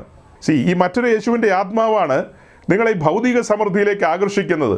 അത്തരം പ്രസംഗകരെ എഴുന്നേൽപ്പിച്ച് നിർത്തിയിരിക്കുന്ന ആ സ്പിരിറ്റാണ്. ആദ്യം പറഞ്ഞ സ്പിരിറ്റ് അത്ഭുതം അടയാളങ്ങളും, ഇത് രണ്ടും ഒരാളിൽ തന്നെ വരാം കേട്ടോ. ഇത് രണ്ടും ഒരാളിൽ തന്നെ വരാം. ഈ മറ്റൊരു യേശുവിൻ്റെ ആത്മാവിനാൽ ഈ ആയുസിൽ മാത്രം പ്രത്യാശയുള്ള കാര്യങ്ങൾ അവർ പറയും. അപ്പോൾ തന്നെ അത്ഭുതം അടയാളമൊക്കെ ചെയ്യും. ഇതെല്ലാം ചെയ്തു കളയും. ഇവിടെയൊക്കെ കുറച്ചധികം വിശദീകരിക്കേണ്ട വിഷയങ്ങളുണ്ടായിരുന്നു. സമയക്കുറവുകൊണ്ട് ഞാൻ ഓടിച്ചു പോവുകയാണ്. ദൈവം അനുവദിച്ച് നമുക്ക് പിന്നീട് അതിൽ കൃത്യത വന്നിട്ടില്ലെന്ന് തോന്നിയാൽ നമുക്ക് പിന്നെയും സംസാരിക്കാം ആ ഭാഗങ്ങൾ. അപ്പോൾ പ്രിയപ്പെട്ടവരുടെ മുമ്പിൽ ഞാൻ പരിചയപ്പെടുത്തിയ കാര്യം ഇതാണ്. പലതരം വീഡിയോസൊക്കെ പ്രചരിക്കുന്ന കാര്യം ഞാൻ പറഞ്ഞല്ലോ. അങ്ങനത്തെ പല ഉപദേശ പെശകുകളുടെയും വഞ്ചനകളുടെയും കാര്യങ്ങളൊക്കെ ഇതിന് നമ്മുടെ ചുറ്റും നടക്കുമ്പോഴും സത്യവചനം നമ്മളെ കേൾപ്പിച്ചുകൊണ്ടിരിക്കുകയാണ്. വ്യാജങ്ങളും വഞ്ചനകളും ഒക്കെ ദൈവം അനുവദിക്കുകയാണ്. അതൊക്കെ അനുവദിക്കുകയാണ്. എന്നാൽ അതിൻ്റെ നടുവിലും നമ്മെ സത്യവചനം കേൾപ്പിക്കുകയാണ്. അപ്പോൾ ഈ വ്യാജവും വഞ്ചനയൊക്കെ കഴിഞ്ഞ ദിവസം ഞാൻ അതിനൊരു സൂചന കഴിഞ്ഞ സൺഡേയിലെ മെസ്സേജിൽ പറഞ്ഞു. ഈ വ്യാജവും വഞ്ചനയൊക്കെ പറയുമ്പോൾ വേറെ ആളുകളുടെ ഇടയിലൊന്നും ഇങ്ങനത്തെ കാര്യങ്ങളില്ലല്ലോ, ഈ പെന്തിക്കോസി മാത്രമുള്ളൂ ഇങ്ങനത്തെ കാര്യങ്ങളെന്ന് ചിന്തിക്കുന്നവരുമുണ്ട്. അവർക്കുള്ള മറുപടിയാണ് പറയാൻ പോകുന്നത്. വേദപുസ്തകം പഠിക്കുമ്പോൾ 1-ാം നൂറ്റാണ്ടിലെ സഭ വലിയ ക്രൈസിസിലൂടെ കടന്നു പോയിട്ടുണ്ട്. ആ ക്രൈസിസ് എന്ന് പറയുന്നത് ഉപദേശ വിഷയങ്ങളുടെ കാര്യത്തിലാണ്. ആളുകളെ മറിച്ചു കളയാൻ തെറ്റായ ഉപദേശങ്ങളിലേക്കും കാര്യങ്ങളിലേക്കും ഒക്കെ മറിക്കാനായിട്ട് ശ്രമിച്ച ചരിത്രങ്ങൾ നമ്മുടെ മുമ്പിലുണ്ട്. പലതരം വാദഗതികൾ വന്നു. 2-ാം നൂറ്റാണ്ട് മുതൽ സഭയെ ഏതാണ്ടൊരു 3-ാം നൂറ്റാണ്ടിൻ്റെ ഒടുക്കം വരെ ഗ്രസിച്ചുകൊണ്ടിരുന്നൊരു കാര്യമാണ് ഈ ജ്ഞാനവാദം അഥവാ നോസ്റ്റിസിസം. ജ്ഞാനവാദം എന്ന് പറയുന്നൊരു സംഭവം പിടിച്ചു കുലുക്കിയ വിഷയമാണ്. ആദ്യത്തെ നൂറ്റാണ്ടിൽ പരിച്ഛേദനാവാദം ഭയങ്കരമായിട്ട് പിടിച്ചു കുലുക്കാൻ ശ്രമിച്ചെങ്കിൽ പിന്നീട് വന്നത് ഈ ജ്ഞാനവാദമാണ്. അത് കഴിഞ്ഞിങ്ങനെ ഓരോരോ കാലങ്ങളിൽ ഓരോരോ വാദങ്ങളും പരിപാടികളും ഒക്കെ വന്നിട്ടുണ്ട്. എല്ലാ കാലത്തും വന്നിട്ടുണ്ട്. അപ്പം ആദ്യ നൂറ്റാണ്ടിൽ നമ്മൾ വേദപുസ്തക കാലഘട്ടത്തിലേക്ക് നോക്കിക്കഴിഞ്ഞാൽ അവിടെ എന്തെല്ലാം കാര്യങ്ങളാണ് ചുറ്റും നടന്നത്. എഫെസോസിലൊരു സഭ ശക്തമായ നിലയിൽ ഉടലെടുത്തു വന്നു. അങ്ങനെ ഉരുത്തിരിഞ്ഞു വന്ന ആ സഭയിൽ ശക്തന്മാരായ ശുശ്രൂഷകരെ മൂപ്പന്മാരെയൊക്കെ ആക്കി വെച്ചു. അവിടെ വചനം പറയുകയും പഠിപ്പിക്കുകയും ഒക്കെ ചെയ്തുകൊണ്ടിരുന്നു. എന്നാൽ അവിടുത്തെ വിടവാങ്ങൽ പ്രസംഗത്തിൽ പൗലോസ് പറഞ്ഞതുപോലെ ഞാൻ പോയ ശേഷം കൊടിയ ചെന്നായ്ക്കൾ ഇതിൽ കടക്കും. വിപരീത ഉപദേശം പ്രസ്താവിക്കുന്നവർ നമ്മുടെ ഇടയിൽ നിന്ന് തന്നെ എഴുന്നേൽക്കും. അങ്ങനെയാണ് പറഞ്ഞത്. അത് ഇന്ന് കാണുന്ന ഈ ക്രൈസ്തവ ലോകത്ത് ഒരു കൂട്ടർക്കും അങ്ങനെ പറയാൻ കഴിയില്ല. അവരുടെ ഇടയിൽ നിന്ന് വിപരീത ഉപദേശം പ്രസ്താവിക്കുന്നവർ എഴുന്നേൽക്കുന്നില്ല. അവിടെ ഒരു ചെന്നായ്ക്കളും കടന്നു വരുന്നില്ല, ഒന്നുമില്ല. അവിടെ ഉള്ള ചെന്നായ്ക്കൾ മാത്രം ഇങ്ങനെ കുറിയലൈസം പറഞ്ഞിങ്ങനെ മുന്നോട്ട് പോകുന്നു എന്നേ ഉള്ളൂ. അവിടെ വേറെ ആരെങ്കിലും പുറത്തുനിന്ന് കടന്നു വരുന്നുണ്ടോ? അവിടെ എന്തെങ്കിലും സ്കോപ്പ് ഉണ്ടോ? ഒരു സ്കോപ്പും ഇല്ല. അവിടെ എന്തെങ്കിലും പണി നടക്കുന്നുണ്ടോ? ഒന്നുമില്ല. അവിടെ ജാമ്പവിൻ്റെ കാലത്ത് അച്ചടിച്ച് വെച്ച ആ പുസ്തകം നോക്കിയിട്ട് മോചനമതിനായി പാപികളെ വരുവിനെന്നും പറഞ്ഞ് പാട്ട് തുടങ്ങിയാണ്. എന്നിട്ട് പാട്ട് അവസാനിക്കുന്നത് എങ്ങനെയാ? ബലഹീനനും പാവിയുമായി എനിക്ക് വേണ്ടി പ്രാർത്ഥിക്കാൻ പറഞ്ഞിട്ട് അവരെ തന്നെ അവസാനിപ്പിക്കുന്നു. നാളെ അത് തന്നെ, അടുത്ത ആഴ്ചയോ അത് തന്നെ. അതിനാണ് തത്തമ്മേ പൂച്ച എന്ന് പറയുന്നത്. അതിങ്ങനെ നൂറ്റാണ്ടുകളായിട്ട് തുടർന്ന് പോയിക്കൊണ്ടിരിക്കുന്നു. ഈണത്തിലിടയ്ക്ക് പാടും. അവിടെ പെണ്ണുങ്ങളെ പിടിച്ചു നിർത്തിയിരിക്കുന്ന ആ ഒറ്റ കാര്യത്തിലാണ്. എന്നാ പാട്ടാപ്പ, എനിക്ക് തന്നെ ചില നേരത്ത് ഇച്ചിരി കൂടെ കേൾക്കാൻ തോന്നാറുണ്ട്. എന്നാ ഈണത്തിലാ പാടുന്നത്. അയ്യോ, കല്യാണപ്പാട്ടാകട്ടെ, മരണപ്പാട്ടാകട്ടെ, എന്നാ പാട്ടും ആകട്ടെ, എല്ലാ പാട്ടും പേടിച്ച് നമ്മളെ ഇരുത്തി കളയും. ആ രീതിയിലുള്ള ഈണത്തിലാണ് പാടുന്നത്. പക്ഷെ അവസാനം ഗതിയില്ലാതെ അലയേണ്ടി വരും. പാട്ട് മാത്രമേ ഉള്ളൂ. അപ്പോൾ ഈ പറയുന്ന കൂട്ടങ്ങളിലൊന്നും കള്ളപ്രവാചകന്മാരുണ്ടോ? ഓർത്തഡോക്സുകാരുടെ ഇടയിൽ ഏതെങ്കിലും കള്ളപ്രവാചകനുണ്ടോ? അവിടെ ദുരുപദേഷ്ടാവുണ്ടോ? അവിടെ കള്ളയിടയനുണ്ടോ? കള്ളയപ്പോസ്തലനുണ്ടോ? പിന്നെ എന്നതാ ഈ പറഞ്ഞ കാര്യങ്ങളല്ലോ അവരുടെ ഇടയിലുണ്ടോ? യാക്കോബക്കാരുടെ ഇടയിലുണ്ടോ? കത്തോലിക്കരുടെ ഇടയിലുണ്ടോ? CSIക്കാരുടെ ഇടയിലുണ്ടോ? മാർത്തോമക്കാരുടെ ഇടയിലുണ്ടോ? പിന്നെ എപ്പിസ്കോപ്പലുകാരുടെ ആരുടെയെങ്കിലും ഇടയിലുണ്ടോ ഇങ്ങനെയുള്ള കാര്യങ്ങളൊക്കെ? ഒന്നുമില്ല. അതെല്ലാം നമ്മൾ പറയുന്ന ഇതിൻ്റെ ചുറ്റുവട്ടത്തെ ഈ വക കാര്യങ്ങളുള്ളൂ. നമ്മുടെ ചുറ്റുവട്ടത്താണ് ഈ വക കാര്യങ്ങളെല്ലാം ഉള്ളൂ. കാരണം എന്നാ? ഇവിടെയാണ് ടെസ്റ്റ് ഉള്ളത്. ഇവിടെയാണ് പരിശോധനയും പരീക്ഷയുള്ളത്. ഇവിടെയാണ് ഈ പരിശോധനയുള്ളത്. അടുത്ത ക്ലാസ്സിലേക്ക് കയറാനുള്ള പിള്ളേർ ഇവിടെയാണ് ഉള്ളത്. അവിടെ ആ പഴയ ക്ലാസ്സിൽ നൂറ്റാണ്ടുകൾക്ക് മുമ്പ് ഒരു ക്ലാസ്സേ അവിടെ ഉള്ളൂ. ആ സ്കൂളിന് ഒരു ഡിവിഷൻ മാത്രമേ ഉള്ളൂ. അത് അവിടെ പരീക്ഷയില്ല, പരിശോധനയില്ല, അടുത്ത ക്ലാസ്സിലേക്ക് ആരും കയറുന്നുമില്ല. അത് അങ്ങനെ തന്നെ ഇരിക്കുന്നു. അതുകൊണ്ട് അവിടെ ഈ പറയുന്ന ചെന്നായ്ക്കളും പോകാറില്ല. വിപരീത അങ്ങനൊരു ഉപദേശമില്ലല്ലോ. ഉപദേശം ഉണ്ടെങ്കിലല്ലേ വിപരീത ഉപദേശം ഉണ്ടാവുള്ളൂ. ഉപദേശമുള്ള സ്ഥലങ്ങളിലാണ് വിപരീത ഉപദേശം വരുന്നത്. അപ്പോൾ അങ്ങനെ നമ്മൾ നോക്കുമ്പോൾ നാം ഉൾപ്പെട്ട് നിൽക്കുന്ന ഈ പെന്തിക്കോസ്ത് സമൂഹത്തിൽ ഇന്ന് കാണുന്ന ഈ നവപ്രവണതകളും തെറ്റായ പ്രവണതകളും ഈ കാര്യങ്ങളൊക്കെ അനുവദിക്കപ്പെടുകയാണ്. തമ്പുരാൻ അനുവദിക്കുകയാണ്. കാറ്റുകൾ അടുപ്പിക്കാനാണ് പറയുന്നത്. ഈ കാറ്റുകളുടെ നടുവിൽ പിടിച്ചു നിൽക്കുന്നവരാണ് ജയാളികൾ, ഓവർകമേഴ്സ്. അവരാണ് സിംഹാസനത്തിലേക്ക് വരേണ്ടത്. ഈസി വാക്ക് ഓവർ ഇല്ല കേട്ടോ ഇവിടെ. അയ്യോ, ഇവിടെ ഈസി വാക്ക് ഓവർ ഇല്ല. ഇവിടെ ഓടി തന്നെ ജയിക്കണം. ഇവിടെ ഓട്ടക്കളത്തിൽ എല്ലാവരും ഓടണം, ഓടി തന്നെ ജയിക്കണം. ആ ഓടുന്നതിനിടയ്ക്കാണ് പ്രലോഭനങ്ങൾ. ആ ഓടുന്നതിനിടയ്ക്കാണ് കരയുന്ന പാസ്റ്ററെ അവിടെ വഴിയിൽ നിർത്തിയിരിക്കുന്നത്. പുള്ളി നിന്ന് കരയുമ്പോൾ നീ ഒറ്റ ചാട്ടം ചാടിക്കോളുക അങ്ങോട്ട്. പാസ്റ്റർ കണ്ണീരൊപ്പും. അത് പാസ്റ്റർ കരയുന്ന കാണുമ്പോൾ നമ്മളും കരയുമല്ലോ. ഉടനെ പാസ്റ്റർ നമ്മുടെ കണ്ണീരൊപ്പും. എൻ്റെ സഹോദരി, എൻ്റെ മകളെ, എൻ്റെ പ്രിയെ, നീ എന്തിനിങ്ങനെ കരയുന്നു? നിൻ്റെ അവസ്ഥയ്ക്ക് മാറ്റം വരാൻ പോകുന്നു. കുറച്ച് നേരം നിന്ന് ആശ്വസിക്കുക. പുള്ളി തരുന്ന നാരങ്ങ വെള്ളമോ അല്ലെങ്കിൽ തിരുവനന്തപുരംകാരുടെ ഭാഷയിൽ പറഞ്ഞ ബോഞ്ചി വെള്ളം അതും കുടിച്ച് അവിടെ തന്നെ നിന്നോളുക. ഓടുന്ന വിശുദ്ധന്മാർ ഓടുക, ലക്ഷ്യത്തിലേക്ക് ഓടുക. ഇങ്ങനത്തെ ഗിറുക്കന്മാർ കണ്ണുനീരുമായിട്ട് നിൽക്കുമ്പോൾ അതൊന്നും കണ്ട് നമ്മുടെ വിരുദ് തെറ്റിക്കരുത്. ഒരിക്കലും വിരുദ് തെറ്റിക്കരുത്. ഓട്ടക്കളത്തിൽ ഓടിക്കൊണ്ടിരിക്കുക, ഇടംബലം നോക്കാതെ ഓടിക്കൊണ്ടിരിക്കുക. അതിനൊക്കെയുള്ള ഭാഗ്യാവസ്ഥയല്ലേ നമുക്ക് തന്നിരിക്കുന്നത്, അല്ലേ? എന്തെല്ലാം തലതിരിഞ്ഞ കാര്യങ്ങളാണ് നമ്മുടെ ചുറ്റും നടക്കുന്നത്. എനിക്കൊരിക്കലും ഒരു ടെൻഷനും തോന്നാറില്ല സഹോദരങ്ങളെ. വലിയ കേമനായതുകൊണ്ടല്ല, വളരെ ശാന്തമാണ് എൻ്റെ മനസ്സ് ഈ വിഷയങ്ങളിൽ. ഓരോരോ കാര്യങ്ങളൊക്കെ കാണുമ്പോൾ വലിയ 30-40 വർഷമുള്ള പാസ്റ്റർമാർ തലകുത്തി നിൽക്കുന്നതൊക്കെ കാണുമ്പോൾ വലിയ സമാധാനത്തിലാണ് ഞാൻ നിൽക്കുന്നത്. കാരണം എന്നാ, ജഡത്തിന് അടിമപ്പെട്ടാൽ ആ അവസ്ഥയിലേക്ക് നമ്മളും പോകും. ജഡത്തിന് ഒരിക്കലും അടിമപ്പെടാൻ ഇട കൊടുക്കരുത്. വചനം അനുസരിക്കുക. ക്രൂശ് എന്ന് പറയുന്ന ഒരു സീരിയസ് വിഷയമാണ്. ക്രൂശിനെ മറികടക്കരുത്. ക്രൂശ് കൺമുമ്പിൽ വെക്കണം. അഥവാ ബലിപീഠത്തിലെ തീ കെട്ടുപോകരുത്, തീ കത്തി നിൽക്കണം. നമ്മുടെ ജഡത്തിൻ്റെ ആഗ്രഹങ്ങളും താല്പര്യങ്ങളെയൊക്കെ മരിപ്പിക്കണമെങ്കിൽ, കരിച്ച് കളയണമെങ്കിൽ തീ കത്തി നിൽക്കണം. അത് സൂക്ഷിക്കേണ്ട ഉത്തരവാദിത്വം നമുക്കുണ്ട്. തീ കത്തി നിൽക്കണം. അപ്പോൾ അങ്ങനെ നമ്മൾ മുൻപോട്ട് പോകണം. ഇപ്പം ചുറ്റും ഈ കാര്യങ്ങളൊക്കെ നടക്കും. ഇതൊന്നും കണ്ട് ആശ്ചര്യപ്പെടരുത്. അഗ്നിശോധനയെങ്കിൽ ഒരു അപൂർവ കാര്യം വന്നുകൂടി എന്ന് വെച്ച് ആശ്ചര്യപ്പെടരുന്ന പത്രോസ് പറയുന്നത്. അതിന് ഞാനൊരു തിരുത്ത് തരാം. ഈ വക കോപ്രായങ്ങളും കോമാളിത്തരങ്ങളും ഒക്കെ കണ്ട് നിങ്ങൾ ആശ്ചര്യപ്പെടരുത്. ഇതൊന്നും കണ്ട് ആശ്ചര്യപ്പെടരുത്. വിരുദ് തെറ്റരുത്. പരിശോധനകളിൽ വീണു പോകരുത്. പരീക്ഷകളിൽ വീണു പോകരുത്. ഇതൊക്കെ നമുക്ക് ലഭിക്കപ്പെടുന്ന അവസരങ്ങളാണ്, ഗോൾഡൻ ചാൻസുകളാണ്. കാര്യങ്ങളെ തിരിച്ചറിയുവാൻ, വിവേചിക്കുവാൻ, വിവേചന വരമൊക്കെ പ്രാപിക്കണം. വിശുദ്ധന്മാർ വിവേചന വരം പ്രാപിക്കണം. അപ്പോൾ തന്നെ വചനത്തിലൂടെ വിവേചിക്കാൻ കഴിയണം, ആത്മാവിലൂടെ വിവേചിക്കാൻ കഴിയണം. അങ്ങനെയൊക്കെ നമുക്ക് വിവേചിക്കാൻ കഴിയണം. വിവേചിക്കാൻ കഴിയുന്ന ആ ഒരു അവസ്ഥയിലേക്ക് നമ്മൾ വളർന്നു വരണം, ഉയർന്നു വരണം. ആ ഒരവസ്ഥയിലേക്ക് നമ്മൾ ഉയർന്നു വരണം. ചില കാര്യങ്ങളും കൂടെ പറയാനുണ്ടായിരുന്നു. സമയക്കുറവുകൊണ്ട് ഞാൻ വാക്കുകളൂടെ ചുരുക്കുകയാണ്. ആ കാര്യങ്ങൾ അടുത്ത ദിവസം വിശദീകരിക്കുന്ന കൂട്ടത്തിൽ അടുത്ത ദിവസം വിശദീകരിക്കാം. എന്നാൽ ഒരു വാക്യം കൂടെ വായിച്ച് അവസാനിപ്പിക്കാം. യൂദായുടെ ലേഖനം ഒരധ്യായമേ ഉള്ളൂ. അതിൻ്റെ 20-ാമത്തെ വാക്യം നമുക്കൊന്ന് വായിക്കാം. 20-ാമത്തെ വാക്യം വായിച്ചുകൊണ്ട് ഇന്നത്തെ നമ്മുടെ ഈ ധ്യാനം ഇവിടെ സന്തോഷത്തോടെ നമുക്ക് പര്യവസാനിപ്പിക്കാം.